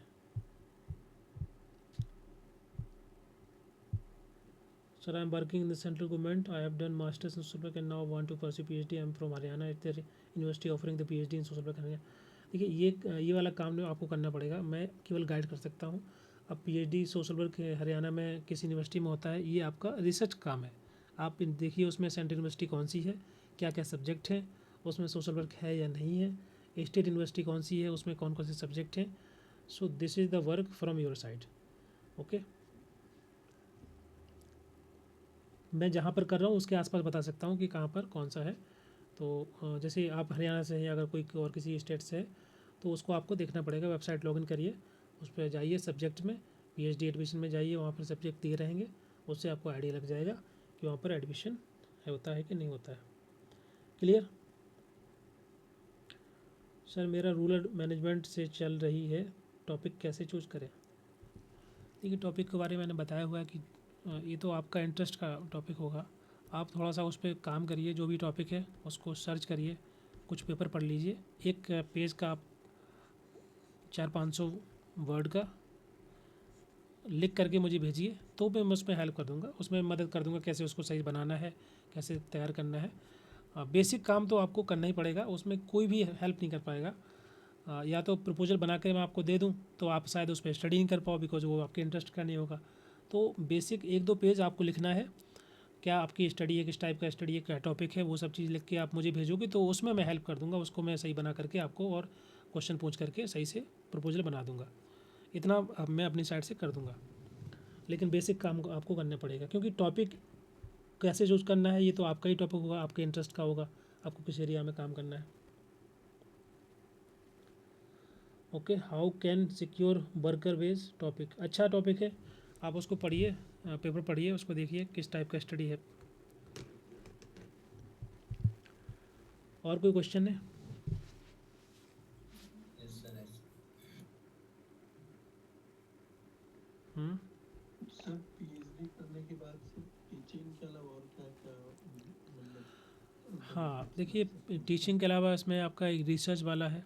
जैसे बहुत सारी कंपनी होती है ना, प्राइवेट कंपनी है, जहाँ पर वो लोग उनकी एक रिसर्च विंग होती है, उसमें आप ज्वाइन कर सकते हो. ठीक है, इसके अलावा रिसर्च एसोसिएट आरए की बहुत सारी वैकेंसी निकलती है, जिसमें उनका फोकस केवल रिसर्च पे होता है. आपको मतलब ऑफिस जॉब है, आपको पढ़ाना नहीं है, आपको रिसर्च करना है, आपको पेपर लिखना है, उनका जो प्रोजेक्ट है उस पर काम करना है, उस पर रिसर्च करना है. एक तो आरए का जॉब होता है. दूसरा डायरेक्टली आपके रिसर्च, जिसमें किसी प्राइवेट कंपनी के अंदर उनकी अलग से एक रिसर्च विंग होती है, उसको ज्वाइन कर सकते हो आप. ठीक है, और पोस्ट डॉक कर सकते हो अगर आपको फर्दर स्टडी करना है तो पोस्ट डॉक भी होता है. तो ये सभी अलग अलग, या फिर कोई एनजीओ ज्वाइन कर सकते हो, उसमें भी बहुत सारी पोस्ट निकलती हैं. जिनको पीएचडी उनका होता है तो उन लोगों को वो अच्छी ठीक ठाक पोस्ट दे देते हैं, सैलरी भी अच्छी होती है, तो एनजीओ भी ज्वाइन कर सकते हो. इसके अलावा गवर्नमेंट में बहुत सारी वैकेंसी निकलती हैं बहुत सारे डिपार्टमेंट के अंदर, जहाँ पर उनको रिसर्च एसोसिएट चाहिए होते हैं. ओके, तो उसको भी ज्वाइन कर सकते हो. तो आरए की पोस्ट होती है, आगे पढ़ना है तो पोस्ट डॉक कर सकते हो, या डायरेक्टली आप किसी कंपनी को ज्वाइन कर सकते हो. जैसे फॉर एग्जांपल अभी आप कहीं पर आपने पीएचडी कर ली, तो फर्दर आप अगर पोस्ट डॉक करना चाहते हो और पढ़ना चाहते हो तो पोस्ट डॉक कर सकते हो इंडिया से, इंडिया के बाहर से, या जॉब करना है तो जॉब कर सकते हो, या फिर टीचिंग लाइन में जाना चाहते हो टीचिंग लाइन में जा सकते हो. क्लियर? सर कितना खर्चा आ जाएगा किसमें, पीएचडी में? कोई स्कॉलरशिप नहीं मिलेगा? जी. हाँ, देखिए, अगर आप स्कॉलरशिप नहीं है, मतलब आपको नहीं मिल रहा है, तो डिपेंड करता है यूनिवर्सिटी कॉलेज. जैसे फॉर एग्जांपल अगर सेंट्रल यूनिवर्सिटी है, सेंटर गवर्नमेंट की मतलब या स्टेट यूनिवर्सिटी है, तो उसमें बहुत कम फीस लगता है. आई थिंक 4-5 हज़ार रुपये लगता है, उसमें आपका हो जाता है एक सेमेस्टर का. आई थिंक ईयर वाइज होता है वहाँ, तो मतलब बहुत कम फीस होती है, वो आप मैनेज कर सकते हो, कोई भी मैनेज कर सकता है. अगर आप किसी ऐसी इंस्टीट्यूट में ज्वाइन करते हो जिनमें फ़ीस ज़्यादा है, जैसे मैं एनआईटी से कर रहा हूँ, तो उसका एक सेमेस्टर का फ़ीस 50,000 रुपये होता है. 2 सेमेस्टर का 1 लाख होगा, 5 साल का 5 लाख रुपये हो जाएगा. तो एक आपका वो है. ठीक है, तो इसमें सर अंतर रहता होगा, अब जैसे 1 लाख जाए 5 लाख देगा और एक 5,000 आप बता रहे हो, तो कहीं ना कहीं. हाँ, अंतर तो है. जो मैंने बताया कि जैसे जो कॉलेज 5 लाख लेगा, तो उसमें आपको उसके हिसाब से, अब 5 लाख का मतलब ये है कि आपका रहने का भी होता है ना. आप जैसे किसी यूनिवर्सिटी में पढ़ने जाते हो, सेंट्रल यूनिवर्सिटी के अंदर, तो जनरली आप उसकी फ़ीस भरते हो, केवल ट्यूशन फ़ीस भरते हो ना. बाकी रहने का तो आपका अलग खर्चा होता है, खाने का अलग खर्चा होता है, वो तो आप जोड़ते नहीं उसमें. लेकिन ये सभी इंस्टीट्यूट के अंदर, एनआईटी आईआईटी के अंदर, आपको रहने का भी वहाँ मिलेगा, खाने का भी रहेगा, और बाकी फैसिलिटी हैं. ठीक है, ग्राउंड है, जिम है, और कई प्रकार की एक्टिविटी के लिए, जैसे कि लाइब्रेरी है, और बहुत सारे सब्सक्रिप्शन फ्री रहते हैं, बहुत सारे सॉफ्टवेयर फ्री रहते हैं. उनका चार्जेज बहुत महंगा होता है. अगर आप जैसे मान लीजिए डेटा एनालिसिस करना है, ठीक है, तो आपने एसपीएसएस अगर आप परचेज करोगे तो उसका 1 साल का कॉस्ट 10-15 हज़ार रुपये होगा, वो आपको फ्री मिल जाएगा. ठीक है, MS ऑफिस फ्री मिल जाएगा, बाकी क्विल बोर्ड वगैरह फ्री मिल जाएगा। बहुत सारे टूल होते हैं रिसर्च के होते हैं, जिनको आप परचेज़ करोगे तो आपका फीस तो चला जाएगा पता नहीं कितना। तो ये सब टूल फ्री मिल जाएंगे आपको। तो ये कुछ बेनिफिट होते हैं। दूसरा है एनवायरनमेंट अच्छा होता है, बहुत सारे अच्छे जो पढ़ने वाले बच्चे होते हैं यहाँ पर, तो वो यहाँ पर आते हैं। जनरली ऐसे एडमिशन किसी को होता नहीं जुगाड़ से, तो ये भी अच्छा है, आपको एनवायरनमेंट अच्छा मिलेगा। और कुछ बेनिफिट होंगे, कुछ सर जो रहने की जो क्वार्टर मिलते हैं वो क्या सिंगल रहने की मिलते होंगे ना? हाँ सिंगल रहने के लिए मिलता है। जैसे मुझे जो मिला हुआ सिंगल है। PhD वालों को वो लोग सिंगल देते हैं। PhD वालों का एज थोड़ा ज़्यादा होता है ना, तो वो इतने मतलब बच्चों के साथ नहीं रह सकते। जैसे कोई PhD में जो ज्वाइन कर रहा है BTech, उसकी उम्र 20 साल होती है। अब जो PhD में ज्वाइन करता है वो लगभग 25 प्लस तो होगा ही, लगभग मास्टर्स करेगा इतना एज हो जाता है, तो वो साथ में नहीं रह सकते। फैमिली के साथ रह सकता है? हाँ, जैसे मेरे यहाँ पर है मेरे यहाँ पर फैमिली क्वार्टर अलग से है। फैमिली क्वार्टर मतलब जो बच्चे जो PhD वाले शादी कर लेते हैं, शादी या पहले से होती है या बाद में करते हैं, उनको अलग से हॉस्टल मिलता है। एक हॉस्टल है जिसमें केवल मैरिड कपल रहते हैं, या जो PhD वाले हैं वो रह सकते हैं, जिनकी शादी हो चुकी है उनके लिए अलग से बना हुआ है, तो वो रह सकते हैं। तो ये सब चीज़ें आपको सेंट्रल यूनिवर्सिटी वगैरह में नहीं मिलेगी बाकी जगह। Yes sir, yes. सर एक क्वेश्चन था। हाँ जी। सर ऐसा जैसे मैंने टॉपिक सिलेक्ट कर लिया और मैंने तो बना लिया अपना प्रपोजल जैसे CSR पे, ठीक है। पर मैंने लास्ट टाइम TISS का जब देखा था ना, उसने PhD के लिए नोटिफिकेशन बाहर निकाली थी।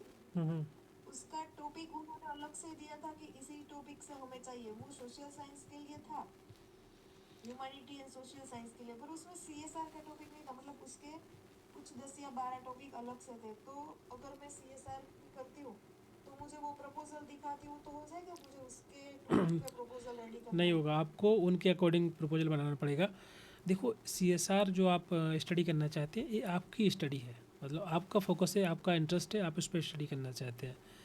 कॉलेज यूनिवर्सिटी किस टॉपिक पे स्टडी कराना चाहते हैं, उनका भी तो इंटरेस्ट हो सकता है। वो चाहते हैं कि हमारा कॉलेज इस एरिया में रिसर्च करे, तो वो पहले से अपना बना के रखेंगे कि भाई ये 10 टॉपिक हैं, इन 10 टॉपिक में जो स्टडी करना चाहता है वो आप ज्वाइन करिए, जो लोग स्टडी नहीं करना चाहते हैं वो लोग ना ज्वाइन करिए, तो पहले से बता देते हैं। तो वो भी एक ठीक है हिसाब से। तो आपका CSR वाला वहाँ प्रपोजल काम नहीं करेगा, आपको चेंज करना पड़ेगा उनके हिसाब से, उनकी रिक्वायरमेंट क्या है। ओके सर, तो उनके हिसाब से, रिक्वायरमेंट के हिसाब से मुझे करना चाहिए, ऐसे ठीक रहेगा? नहीं नहीं, ऐसा नहीं होता है। अगर आपका इंटरेस्ट CSR में करना है तो आप CSR में करिए, उस यूनिवर्सिटी कॉलेज में मत ज्वाइन करिए, क्योंकि 5 साल आप जब काम करोगे तो 5 साल इतना आसान नहीं होता है एक ही टॉपिक पर काम करना। 1 साल बाद 2 साल बाद आप जो है लाइफ बहुत मोनोटोनस हो जाती है PhD में। और तो आप अपने इंटरेस्ट से करिए, कॉलेज मत चूज करिए कि अपने हिसाब से आपने चेंज कर दिया प्रपोजल। आपका जो प्रपोजल है, आपका जो इंटरेस्ट है उसी पे फोकस रहिए। जो कॉलेज जो यूनिवर्सिटी आपके प्रपोजल को एक्सेप्ट करेगा उसी में आप PhD करना, ताकि आप 4-5 साल काम कर पाओ, क्योंकि दिन भर आपको बैठना पड़ेगा, लैपटॉप पे काम करना पड़ेगा, तो इतना इजी नहीं होता है। बहुत सारे लोग PhD छोड़ भी देते हैं बीच में फेलोशिप मिलने के बाद भी। ओके, तो ये ऐसा प्रोसेस है, इसमें पूरा आपको ही काम करना पड़ेगा, कोई आपको सपोर्ट भी नहीं करेगा। ऐसा नहीं कि आप अपने दोस्त से बोल दो कि भैया हमारा थोड़ा काम कर दो, उसका टॉपिक अलग होगा, आपका अलग होगा, तो कोई एक दूसरे की हेल्प नहीं कर पाएगा। तो इसलिए टॉपिक बहुत वाइजली चूज करिए, उस पर पढ़ लीजिए उसको 1-2 महीने अच्छे से। अगर आपका इंटरेस्ट डेवलप होगा तभी आप सही तरीके से मतलब एडमिशन लेना, अदरवाइज़ जो है फिर बाद में दिक्कत होती है। जी सर। और सर हाँ ये बोले। नेट के हिसाब से कब तक PhD में एडमिशन मिलता होगा? जैसे देखो PhD 3 कैटेगरी, PhD एंट्रेंस के लिए तो ओनली 1 ईयर होता है सर्टिफिकेट की डेट, और नेट हो जाता है तो कितने साल तक ऐसा है? 1 साल, उसका भी 1 साल ही कि 1 साल में एडमिशन ले लेना है? नहीं, 1 साल में आपको एडमिशन लेना, आई थिंक अभी नेट का भी 1 साल कर दिया है ना, 1 साल ही है। किसी को याद है कितना था तो नोट? सर मेरा जैसे सर BHU ने 1 साल कर दिया। नहीं, BHU छोड़िए आप, मतलब मैं UGC की बात कर रहा हूँ। UGC तो किसी कॉलेज का स्पेसिफिक वो अलग है। आप हम लोग जो एग्ज़ाम देते हैं UGC का देते हैं ना, UGC की बात कर रहे हैं क्या आप? हाँ। अच्छा ठीक है। हाँ तो फिर हाँ आपको सर, मेरा UGC का नेट का सर्टिफिकेट देखो, जैसे अक्टूबर 2025 में मेरा 1 साल हो गया, 1 ईयर हो गया, ठीक है, मेरा ये नेट का सर्टिफिकेट का। तो मैं ये सोच रही हूँ अभी PhD के लिए नोटिफिकेशन आएगा, मैं कर सकती हूँ अप्लाई या नहीं कर सकती? नहीं, 1 साल अगर हो जाएगा तो कैसे करोगे आप? अगर उसमें डेट लिखा होगा ना कब तक वैलिड है। जो वैलिडिटी होती है ना, जैसे जेआरएफ की होती है, जैसे कि जब मैंने एडमिशन लिया था तो जेआरएफ का 2 साल का वैलिडिटी होता था, तो मैंने 1.5 साल में एडमिशन ले लिया था। उस पर लिखा होता है सर्टिफिकेट पे कब तक वैलिड है। उसके बाद में अगर अप्लाई करता 2 साल बाद तो फिर वो वैलिड नहीं होता है, तो वो ऑटोमेटिक रिजेक्ट हो जाता है। तो ये उस पर सर्टिफिकेट पे लिखा होगा कितने साल का है, और उसके अकॉर्डिंग आपको विद इन दी उतने टाइम आपको पीएचडी एडमिशन लेना है, नहीं तो दोबारा से एग्ज़ाम देना पड़ेगा। जी सर। ओके सर, आरओएल करने में बहुत जी दिक्कत होती है, किस टाइप की दिक्कत होती है बताइए वसुंधरा। सर मुझे ऐसे समझ में नहीं आता है कि जैसे किस तरीके से अगर हम पढ़ रहे हैं तो बहुत सारे टॉपिक सेम ही टॉपिक पे अलग अलग आर्टिकल्स पढ़ते हैं ना, तो उसकी रिलेवेंट रिपीटेटिव लगने लग जाता है, तो कैसे हम उसको अपने उसमें यूज़ करें, फिर उसको कैसे रिव्यू करें, एक सिस्टमैटिक तरीका नहीं समझ में आता है। देखिए जैसे फॉर एग्जांपल आपने 5 पेपर पढ़े हैं, 5 रिसर्च पेपर आपने डाउनलोड किए, उनको आपने पढ़ लिया,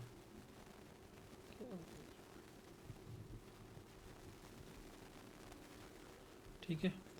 अभी पाँचों के पाँचों टॉपिक जो होंगे ना आपके टॉपिक से रिलेटेड होंगे, थोड़ा सिमिलर भी हो सकते हैं, इसलिए आपको रिपीटेड लग रहा होगा।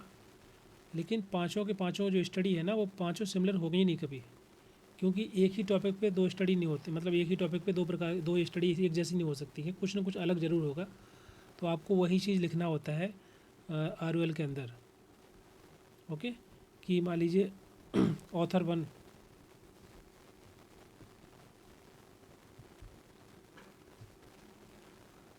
इस पहले स्टडी के अंदर मतलब पहले रिसर्च पेपर के अंदर क्या लिखा हुआ है, तो ओवरऑल जो गेस्ट होती है पेपर की वो तो आपको मिल ही जाती है वहाँ से, उसी को आपको लिखना होता है आरओएल के अंदर, ठीक है। 2-3 लाइन में, 3-4 लाइन के अंदर कि this author year and highlight this point in his study and mention कि इस प्रकार का ये है जो भी आपका टॉपिक है, and he use this particular methodology to highlight this point, and इस तरीके से आपको लिखना है 2-3 लाइन में। इसी प्रकार से हर एक पेपर का ओवरऑल जो गेस्ट होगा उसको आपको निकालना है और उसको हाईलाइट करना है by using the name of the author, year, ऐसे करके। वही तो आरओएल है, उसमें क्या अलग आपको डिफ़िकल्टी हो रही है। सर हाँ सर जैसे कि हम कोई पेपर पढ़ रहे होते हैं ना, तो उसमें जैसे वो इन टेक्स्ट में वो लिखे होते हैं और उसमें 2 अलग अलग मतलब कि ऑथर्स के नाम लिखे रहते हैं 2 अलग पेपर से, पर वो कंटेंट सेम रहता है उनका, रेफरेंसिंग जैसे वो किए रहते हैं ओके इन टेक्स्ट ओके में। ओके, तो देखो उसको आपको इतना अभी नहीं जाना है, मैं बता देता हूँ फिर भी उसके बारे में। आपको जब प्रपोजल बनाओगे ना तो आपको जितने भी जैसे फॉर एग्जांपल 4-5 नाम लिखोगे तो आप उनकी जो भाषा है, उनकी जो लैंग्वेज है उसी में लिख देना, उतना अभी चेक नहीं होगा आपका प्रपोजल, तो ये बहुत शुरुआती स्टेज है। जो आप बात कर रहे हैं उसमें होता है, उसमें क्या है कि जैसे उसमें ये देखा जाता है कि 4 ऑथर हैं, चारों ऑथर ने एक ही एरिया में काम किया है, ठीक है। जैसे फॉर एग्जांपल मैं काम कर रहा हूँ स्मार्ट सिटी पे, तो स्मार्ट सिटी में बहुत सारे ऐसे ऑथर होंगे जिन्होंने काम किया है। आपको देखना है उसके अंदर स्मार्ट सिटी के अंदर सस्टेनेबिलिटी कंपोनेंट, तो सोशल सस्टेनेबिलिटी को लेकर के 10 ऑथर होंगे जिन्होंने काम किया है। तो आप अगर कोई लाइन लिख रहे हो तो आपको उसमें 10 ऑथर में से 2 या 3 का नाम आप लिख सकते हो, साइड कर सकते हो एक ही जैसा, एक ही साथ में। तो मतलब ये हो गया कि ये 4-5 ऑथर जो है उनका जो सोचने का तरीका है, उनका जो व्यू पॉइंट है वो एक ही प्रकार का है। ओके, जैसे कि फॉर एग्जांपल स्मार्ट सिटी में हम लोग आईसीटी यूज़ करते हैं, टेक्नोलॉजी का यूज़ करते हैं, गवर्नमेंट की जो सर्विसेज हैं उनको इफेक्टिव बनाने के लिए, ठीक है। जो भी फैसिलिटी है सरकार के द्वारा दी जाती है उसमें वो लोग टेक्नोलॉजी यूज़ कर रहे हैं आजकल, ताकि इफेक्टिव सर्विसेज लोगों तक पहुँचे। तो ये इस पे बहुत सारी स्टडी हुआ होगा जो कि इस आइडिया को सपोर्ट करती है स्टडी, ठीक है। जैसे मान लीजिए 10 स्टडी ऐसी हैं जो कि इस आइडिया को सपोर्ट करती हैं, वो इस प्रकार की स्टडी कर रहे हैं कि ICT actually helping government to provide the services to the people in a very effective way in a very less time. एक आपका आर्गूमेंट हो गया। अब इसमें 5 ऐसे रिसर्चर होंगे जिनका ऐसा मानना है कि जो आईसीटी है ये तो टॉप डाउन अप्रोच है और एक मार्केट ड्रिवन अप्रोच है, प्राइवेट सेक्टर इसमें काम करता है स्मार्ट सिटी के अंदर, and they are not able to help the people और the citizen of the any urban area, और जो बेसिक सर्विसेज हैं वो इतनी इफेक्टिव तरीके से डिलीवर नहीं हो पा रही हैं, and ICT is not effective. तो ये जो आपका ओवरऑल आपका आइडिया है, इस पर बहुत सारे लोगों ने स्टडी किया है, तो उनका एक ओवरऑल बोल सकते हैं कि एक आइडिया बन जाता है। तो जब आप साइट करोगे 2-3 लाइन लिख करके, तो 3-4 लोगों के नाम एक साथ लिखे जाते हैं, जैसे ए हो गया, ईयर हो गया, बी कुछ ईयर हो गया, सी ऐसे करके। तो ये तो बहुत एडवांस लेवल हो गया, उतना आपको नहीं जाना पड़ेगा प्रपोजल के लिए। तो ऐसा करना होता है कि जब एक ही प्रकार की स्टडी है तो आप 3-4 लोगों का नाम साइड कर देते हो, एक ही प्रकार का सिमिलर उनका पॉइंट भी होता है, एक ही प्रकार का आइडिया होता है, तो उसको आप जो बोल रहे हैं ना वो ऐसे ही लिखा जाता है। Okay sir. ठीक है, तो उतना एडवांस नहीं जाना पड़ेगा आपको। सिंपल आप जब प्रपोजल लिखोगे तो सिंपल जो ROL के अंदर 4-5 ऑथर के नाम लिख देना ऐसे, और लिस्ट से उनके उनके बारे में, उन्होंने जो भी उनका पेपर होगा उसके बारे में 3-4 लाइन ऐसे करके लिख देना, वो सफिशिएंट है। ठीक है, उतना करिए, बाकी मैं हेल्प कर दूंगा बाद में, मैं उसको थोड़ा रीस्ट्रक्चर कर दूंगा। क्लियर? Yes sir. ओके, और कोई क्वेश्चन है तो क्लास एंड करें फिर हम लोग। देखिए सेकंड क्लास हम लोग नेक्स्ट जो सेशन होगा उसको शेड्यूल करेंगे नेक्स्ट वीक। तब तक आप लोग एक काम करिए, आप लोग पेपर पढ़िए पहले, तो जो बेसिक काम है जो आपको करना पड़ेगा वो पहले पेपर पढ़ लीजिए, बहुत सारे 10 पेपर आप लोग डाउनलोड करिए और उसको पढ़िए, और ये 2 पेज का एक आप लोग खुद लिखिए, राइटिंग करिए, टॉपिक का नाम लिखिए और लिखिए, इंट्रोडक्शन लिखिए, लिटरेचर भी लिखिए, थोड़ा सा मैथोलॉजी लिखिए, ये 4-5 चीज़ें लिख करके आप मुझे भेजिए। ठीक है, जी सर। उसके बाद में थोड़ा ज़्यादा हेल्प कर पाऊँगा, बिकॉज अभी आपका टॉपिक पता नहीं है, मतलब क्लियर नहीं है, तो अभी मुझे भी पता नहीं है आपका टॉपिक क्या होगा, आपको किस चीज़ में इंटरेस्ट ज़्यादा है, कैसी स्टडी करनी है, तो ये चीज़ें आप खुद ही डिसाइड करिए। भले ही आप कुछ भी मतलब गलत हो थोड़ा बहुत चलेगा, बट मुझे आइडिया लग जाएगा कि आप करना क्या चाहते हो, फिर मैं उसमें आपको हेल्प कर दूँगा, ऐड कर दूँगा कुछ। सर नेट रिजल्ट कब तक आएगा? नेट का रिजल्ट आ जाएगा, इन तक अभी तो एग्ज़ाम हुआ ही ना, ख़त्म हुआ है, तो 20-25 दिन तो लगते हैं, 20-25 दिन बाद ही आएगा, लास्ट वीक में आ जाएगा इस जनवरी में। ओके, कैसा हुआ आपका एग्ज़ाम? ठीक है सर। ओके ठीक है, थोड़े दिन और वेट कर लेते हैं, जब रिजल्ट आएगा तो आई होप सभी का अच्छा रिजल्ट आए इस बार। और कोई क्वेश्चन है तो बताइए, देन हम लोग क्लास को एंड करेंगे, आज की क्लास। सर मेरा एक क्वेश्चन है सर, पता नहीं पूछना चाहिए या नहीं, लेकिन मैं पूछ लेता हूँ। तो सर जैसे आप कर रहे हैं तो मतलब आप क्या सोचे हैं करने के लिए, मैं ये पूछना चाहता हूँ, जिससे कि कुछ हमको भी आइडिया लग जाए। क्या बोले, क्या सोचे, दोबारा पूछिए। मतलब मैं ये जानना चाहता हूँ सर, अभी आप क्या मतलब आप PhD कर रहे हैं तो सर आप क्या सोचे हैं सर, आप असिस्टेंट प्रोफेसर का दे रहे हैं या फिर कुछ और अलग आप करके कुछ लीग से हट करके कुछ सोच रहे हैं कर रहे हैं, ये थोड़ा जानना है सर। अच्छा, मेरे बारे में मतलब, ठीक है, देखो मैं PhD कर रहा हूँ, मेरा PhD इस साल हो जाएगा, और मेरा आगे का मैं पोस्ट डॉक करना चाहता हूँ, मतलब मुझे अभी जॉब नहीं करनी फ़िलहाल, तो मैं और 1-2 साल कोशिश करूँगा अभी, जहाँ पर भी अच्छी जगह हो जाए किसी अच्छे कॉलेज यूनिवर्सिटी में पोस्ट डॉक करने के लिए। ओके, तो ये मेरा प्लान है फ़िलहाल, तो या तो जॉब के लिए भी जा सकते हैं, लेकिन जॉब का मेरा अभी टारगेट नहीं है, तो इसलिए मैं और आगे थोड़ा 1-2 साल और पढ़ाई करूँगा। सर आपका कौन सा टॉपिक है? मेरा, मैं तो कई बार बताया क्लास के अंदर ना, स्मार्ट सिटी को लेकर के है। ओके, मैं यहाँ पर उड़ी, स्मार्ट सिटी में मतलब क्या है अंदर सब टॉपिक? स्मार्ट सिटी जैसे कैसे बनाए उसमें मतलब क्या टॉपिक? मैं एक्चुअली स्मार्ट सिटी के अंदर सस्टेनेबिलिटी कंपोनेंट देख रहा हूँ, सस्टेनेबिलिटी और ICT, क्योंकि स्मार्ट सिटी को जो बना है उसका जो ओवरऑल जो फाउंडेशन है that is based on the smart urbanism. एक कंसेप्ट होता है जो कि काम करता है सस्टेनेबिलिटी डिज़ाइन प्रिंसिपल पे, कि कैसे हम ICT का यूज़ कर सकते हैं, किस तरीके से जो डिज़ाइन है स्मार्ट सिटी की वो ऐसी होनी चाहिए कि जो कि ट्रेडिशनल वे में हो, लेकिन मॉडर्न तरीके से बनाया गया हो। जैसे फॉर एग्जांपल कि पहले क्या होता था कि अपने घर के आसपास ही मार्केट होता था, घर के आसपास ही स्कूल्स हुआ करते थे, ठीक है, और घर के आसपास ही लोग जैसे ऑफिस वगैरह है तो पास में जाते थे, तो सब कुछ आसपास था। इसको बोलते हैं मिक्स लैंड यूज़, कि you have the parking area है, बच्चों के लिए खेलने के लिए जगह है, यहाँ पर छोटा सा मार्केट एरिया भी जहाँ पर आप शॉपिंग कर सकते हो, और यहाँ पर घर भी है आपका, यहाँ पर आप जॉब वगैरह करते हो या जो भी है खेत वगैरह। इसका मतलब है कि आपको कहीं जाना नहीं है बहुत दूर, आपका ट्रैवलिंग टाइम कम हो जाएगा, आपको हर चीज़ आसपास ही मिल जाएगी, तो इसको बोलते हैं मिक्स लैंड यूज। ओके, तो ये जो स्मार्ट सिटी का जो कंसेप्ट है वो वर्क करता है on the sustainable design principle पर, कि उसमें मैक्स लैंड यूज होना चाहिए। इसके अलावा ट्रांजिट ओरिएंटेड ट्रैवलिंग होनी चाहिए, कि मतलब ये है कि आपको एयरपोर्ट जाना है, आपको बस स्टैंड जाना है, आपको रेलवे स्टेशन जाना है, तो जो रोड है कनेक्टेड होना चाहिए आपस में सभी, ताकि बहुत ज़्यादा आपको घूमना ना पड़े।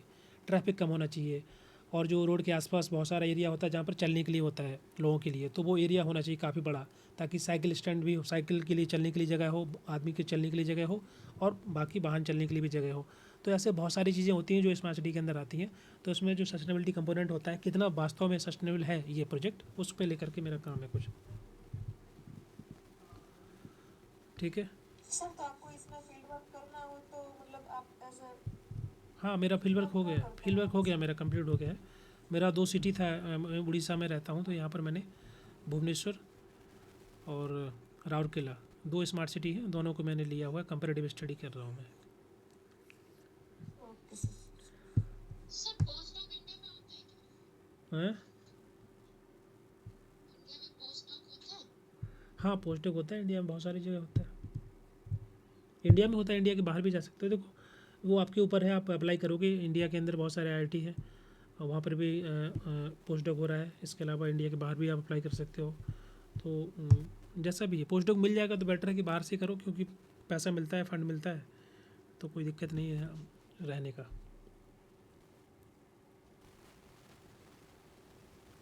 ओके। सर ये पोस्ट आप बोल रहे हैं मतलब पोस्ट PhD हुआ ना? हाँ, ये डॉक्टरेट बोलते हैं उसको, पोस्ट।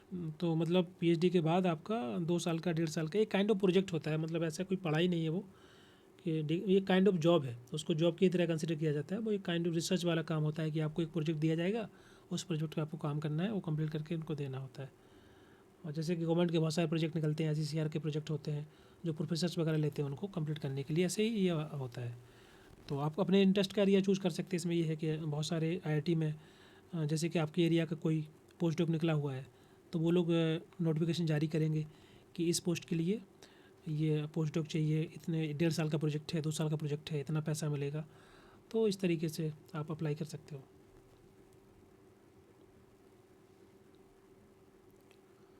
Okay sir. सर मेरा एक लास्ट क्वेश्चन है सर, कि टॉपिक सर चूज करना कौन सा सही रहेगा? मतलब कि किसी ट्राइबल वाइबल पे काम करना सही रहेगा, या फिर कुछ जैसे आप कर रहे हैं कुछ मतलब न्यू ट्रेंड में, इसके ऊपर सही रहेगा?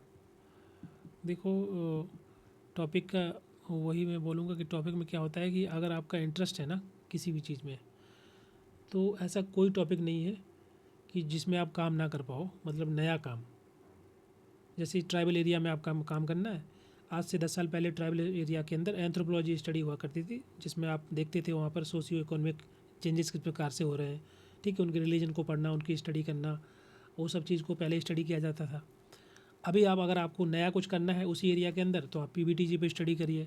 आप ये देखिए कि उनकी संख्या कम होती जा रही है, क्या किस तरीके से अर्बनाइजेशन और मॉडर्नाइजेशन अफेक्ट कर रहा है उनके मतलब उनकी इकोनॉमी को, या उनकी जो वे ऑफ लाइफ है उसको।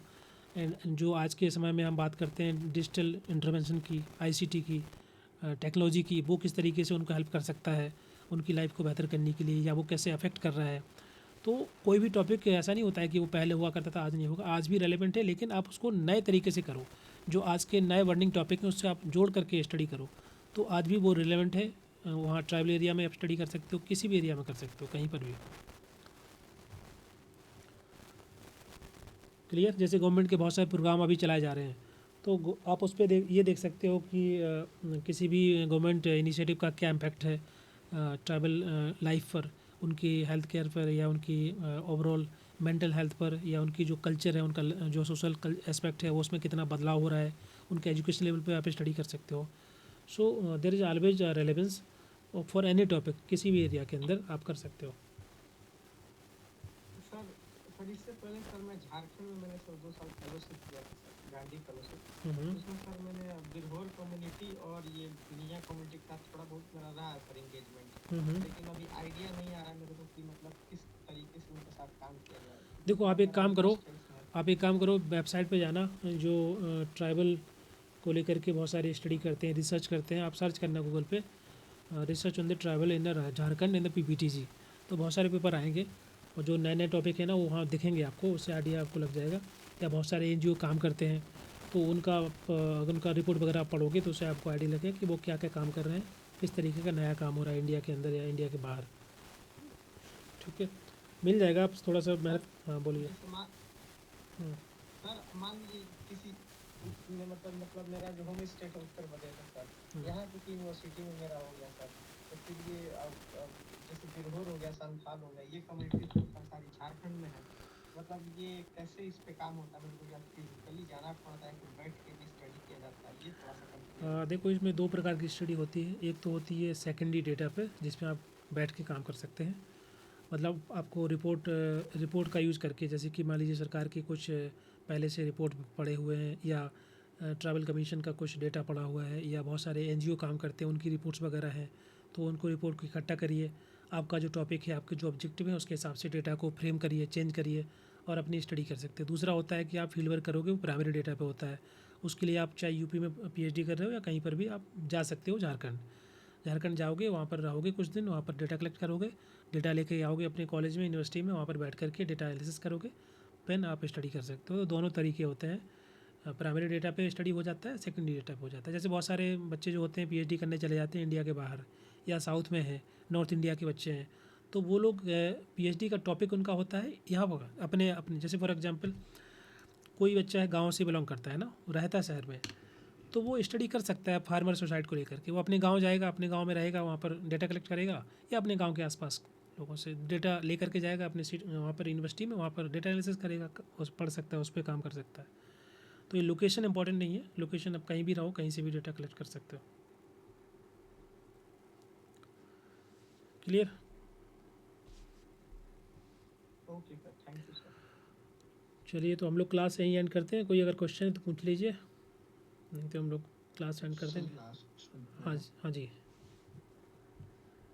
सर पीएचडी करने का मतलब सही एज क्या है? अगर ज़्यादा एज हो गया तो फिर करना चाहिए? पीएचडी एज करने का अभी, हाँ अभी अचानक से मुझे याद आ गया, मैं 2 दिन पहले एक वीडियो देख रहा था, किसी लड़की ने वीडियो बनाया था अपनी मम्मी की एज थी अराउंड 50 ईयर्स, वो अपने पीएचडी का डिफेंस दे रहे थे, तो उसने रील शेयर किया हुआ था कि पीएचडी का एज नहीं होता है एक्चुअली, कोई भी आप किसी भी एज में पीएचडी कर सकते हैं, अगर आपका मन है करने का तो, क्योंकि आप डिस्टेंस से भी कर सकते हो, ऐसा नहीं कि आपको रेगुलर कॉलेज में रहना पड़ेगा, आप अपने हिसाब से कर सकते हो उसको, 2-4 साल में, 5 साल में, 8 साल में, 10 साल में, जब टाइम मिल रहा है तब लिख लीजिए, तब अपना चैप्टर लिख लीजिए, ऐसे करके। तो वो तो इंटरेस्ट के ऊपर है, आप किसी भी एज में ज्वाइन कर सकते हो पीएचडी। ठीक है, लेकिन हाँ जॉब वगैरह का एज लिमिट होता है, तो उस चीज़ को ध्यान रखना है। अगर किसी को ऐसे ही पीएचडी करनी है, मतलब खुशी के लिए अपनी, कि पीएचडी हमको करना है, तो कर सकता है, लेकिन उसके बाद जॉब को अगर अप्लाई करोगे तो फिर वहाँ पर एज लिमिट आ जाता है, जो कि आपको पता ही होगा हर जगह, गवर्नमेंट जॉब में या प्राइवेट जॉब में।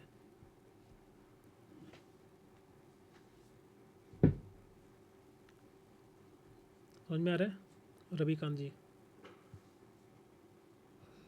जी सर। ठीक है, तो कोई एज लिमिट, अभी हाँ 30 है, आपकी, करते करते तो ऐसे ही 34-35 साल हो जाएगा। मैं जब ज्वाइन किया था मेरी एज 29 थी।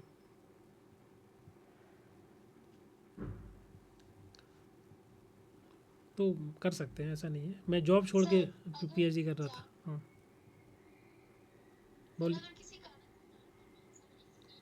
वो हमारे लिए ड्रॉबैक हो सकता है क्या? आपका पूरा क्वेश्चन सुन नहीं पाया, थोड़ा बोलिए। पर्सनल इशू, अगर किसी पर्सनल इशू के कारण 4 साल 5 साल एक्सीड हो जाता है, तो क्या वो हमारे लिए कहीं से ड्रॉबैक हो सकता है?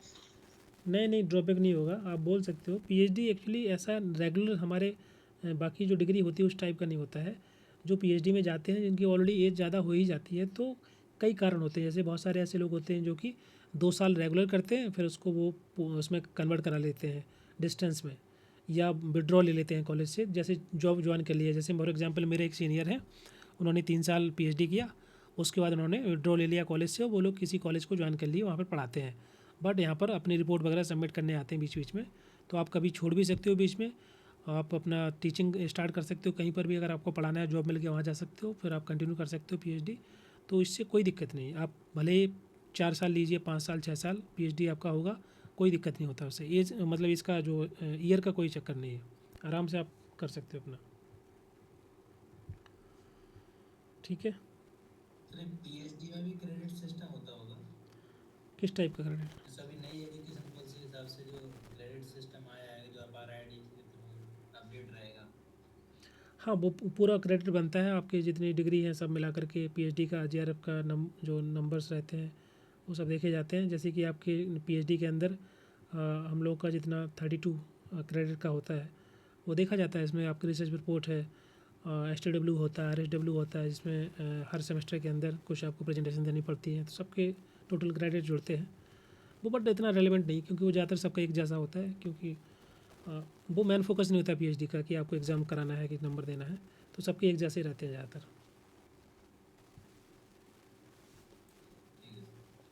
ठीक है, हाँ,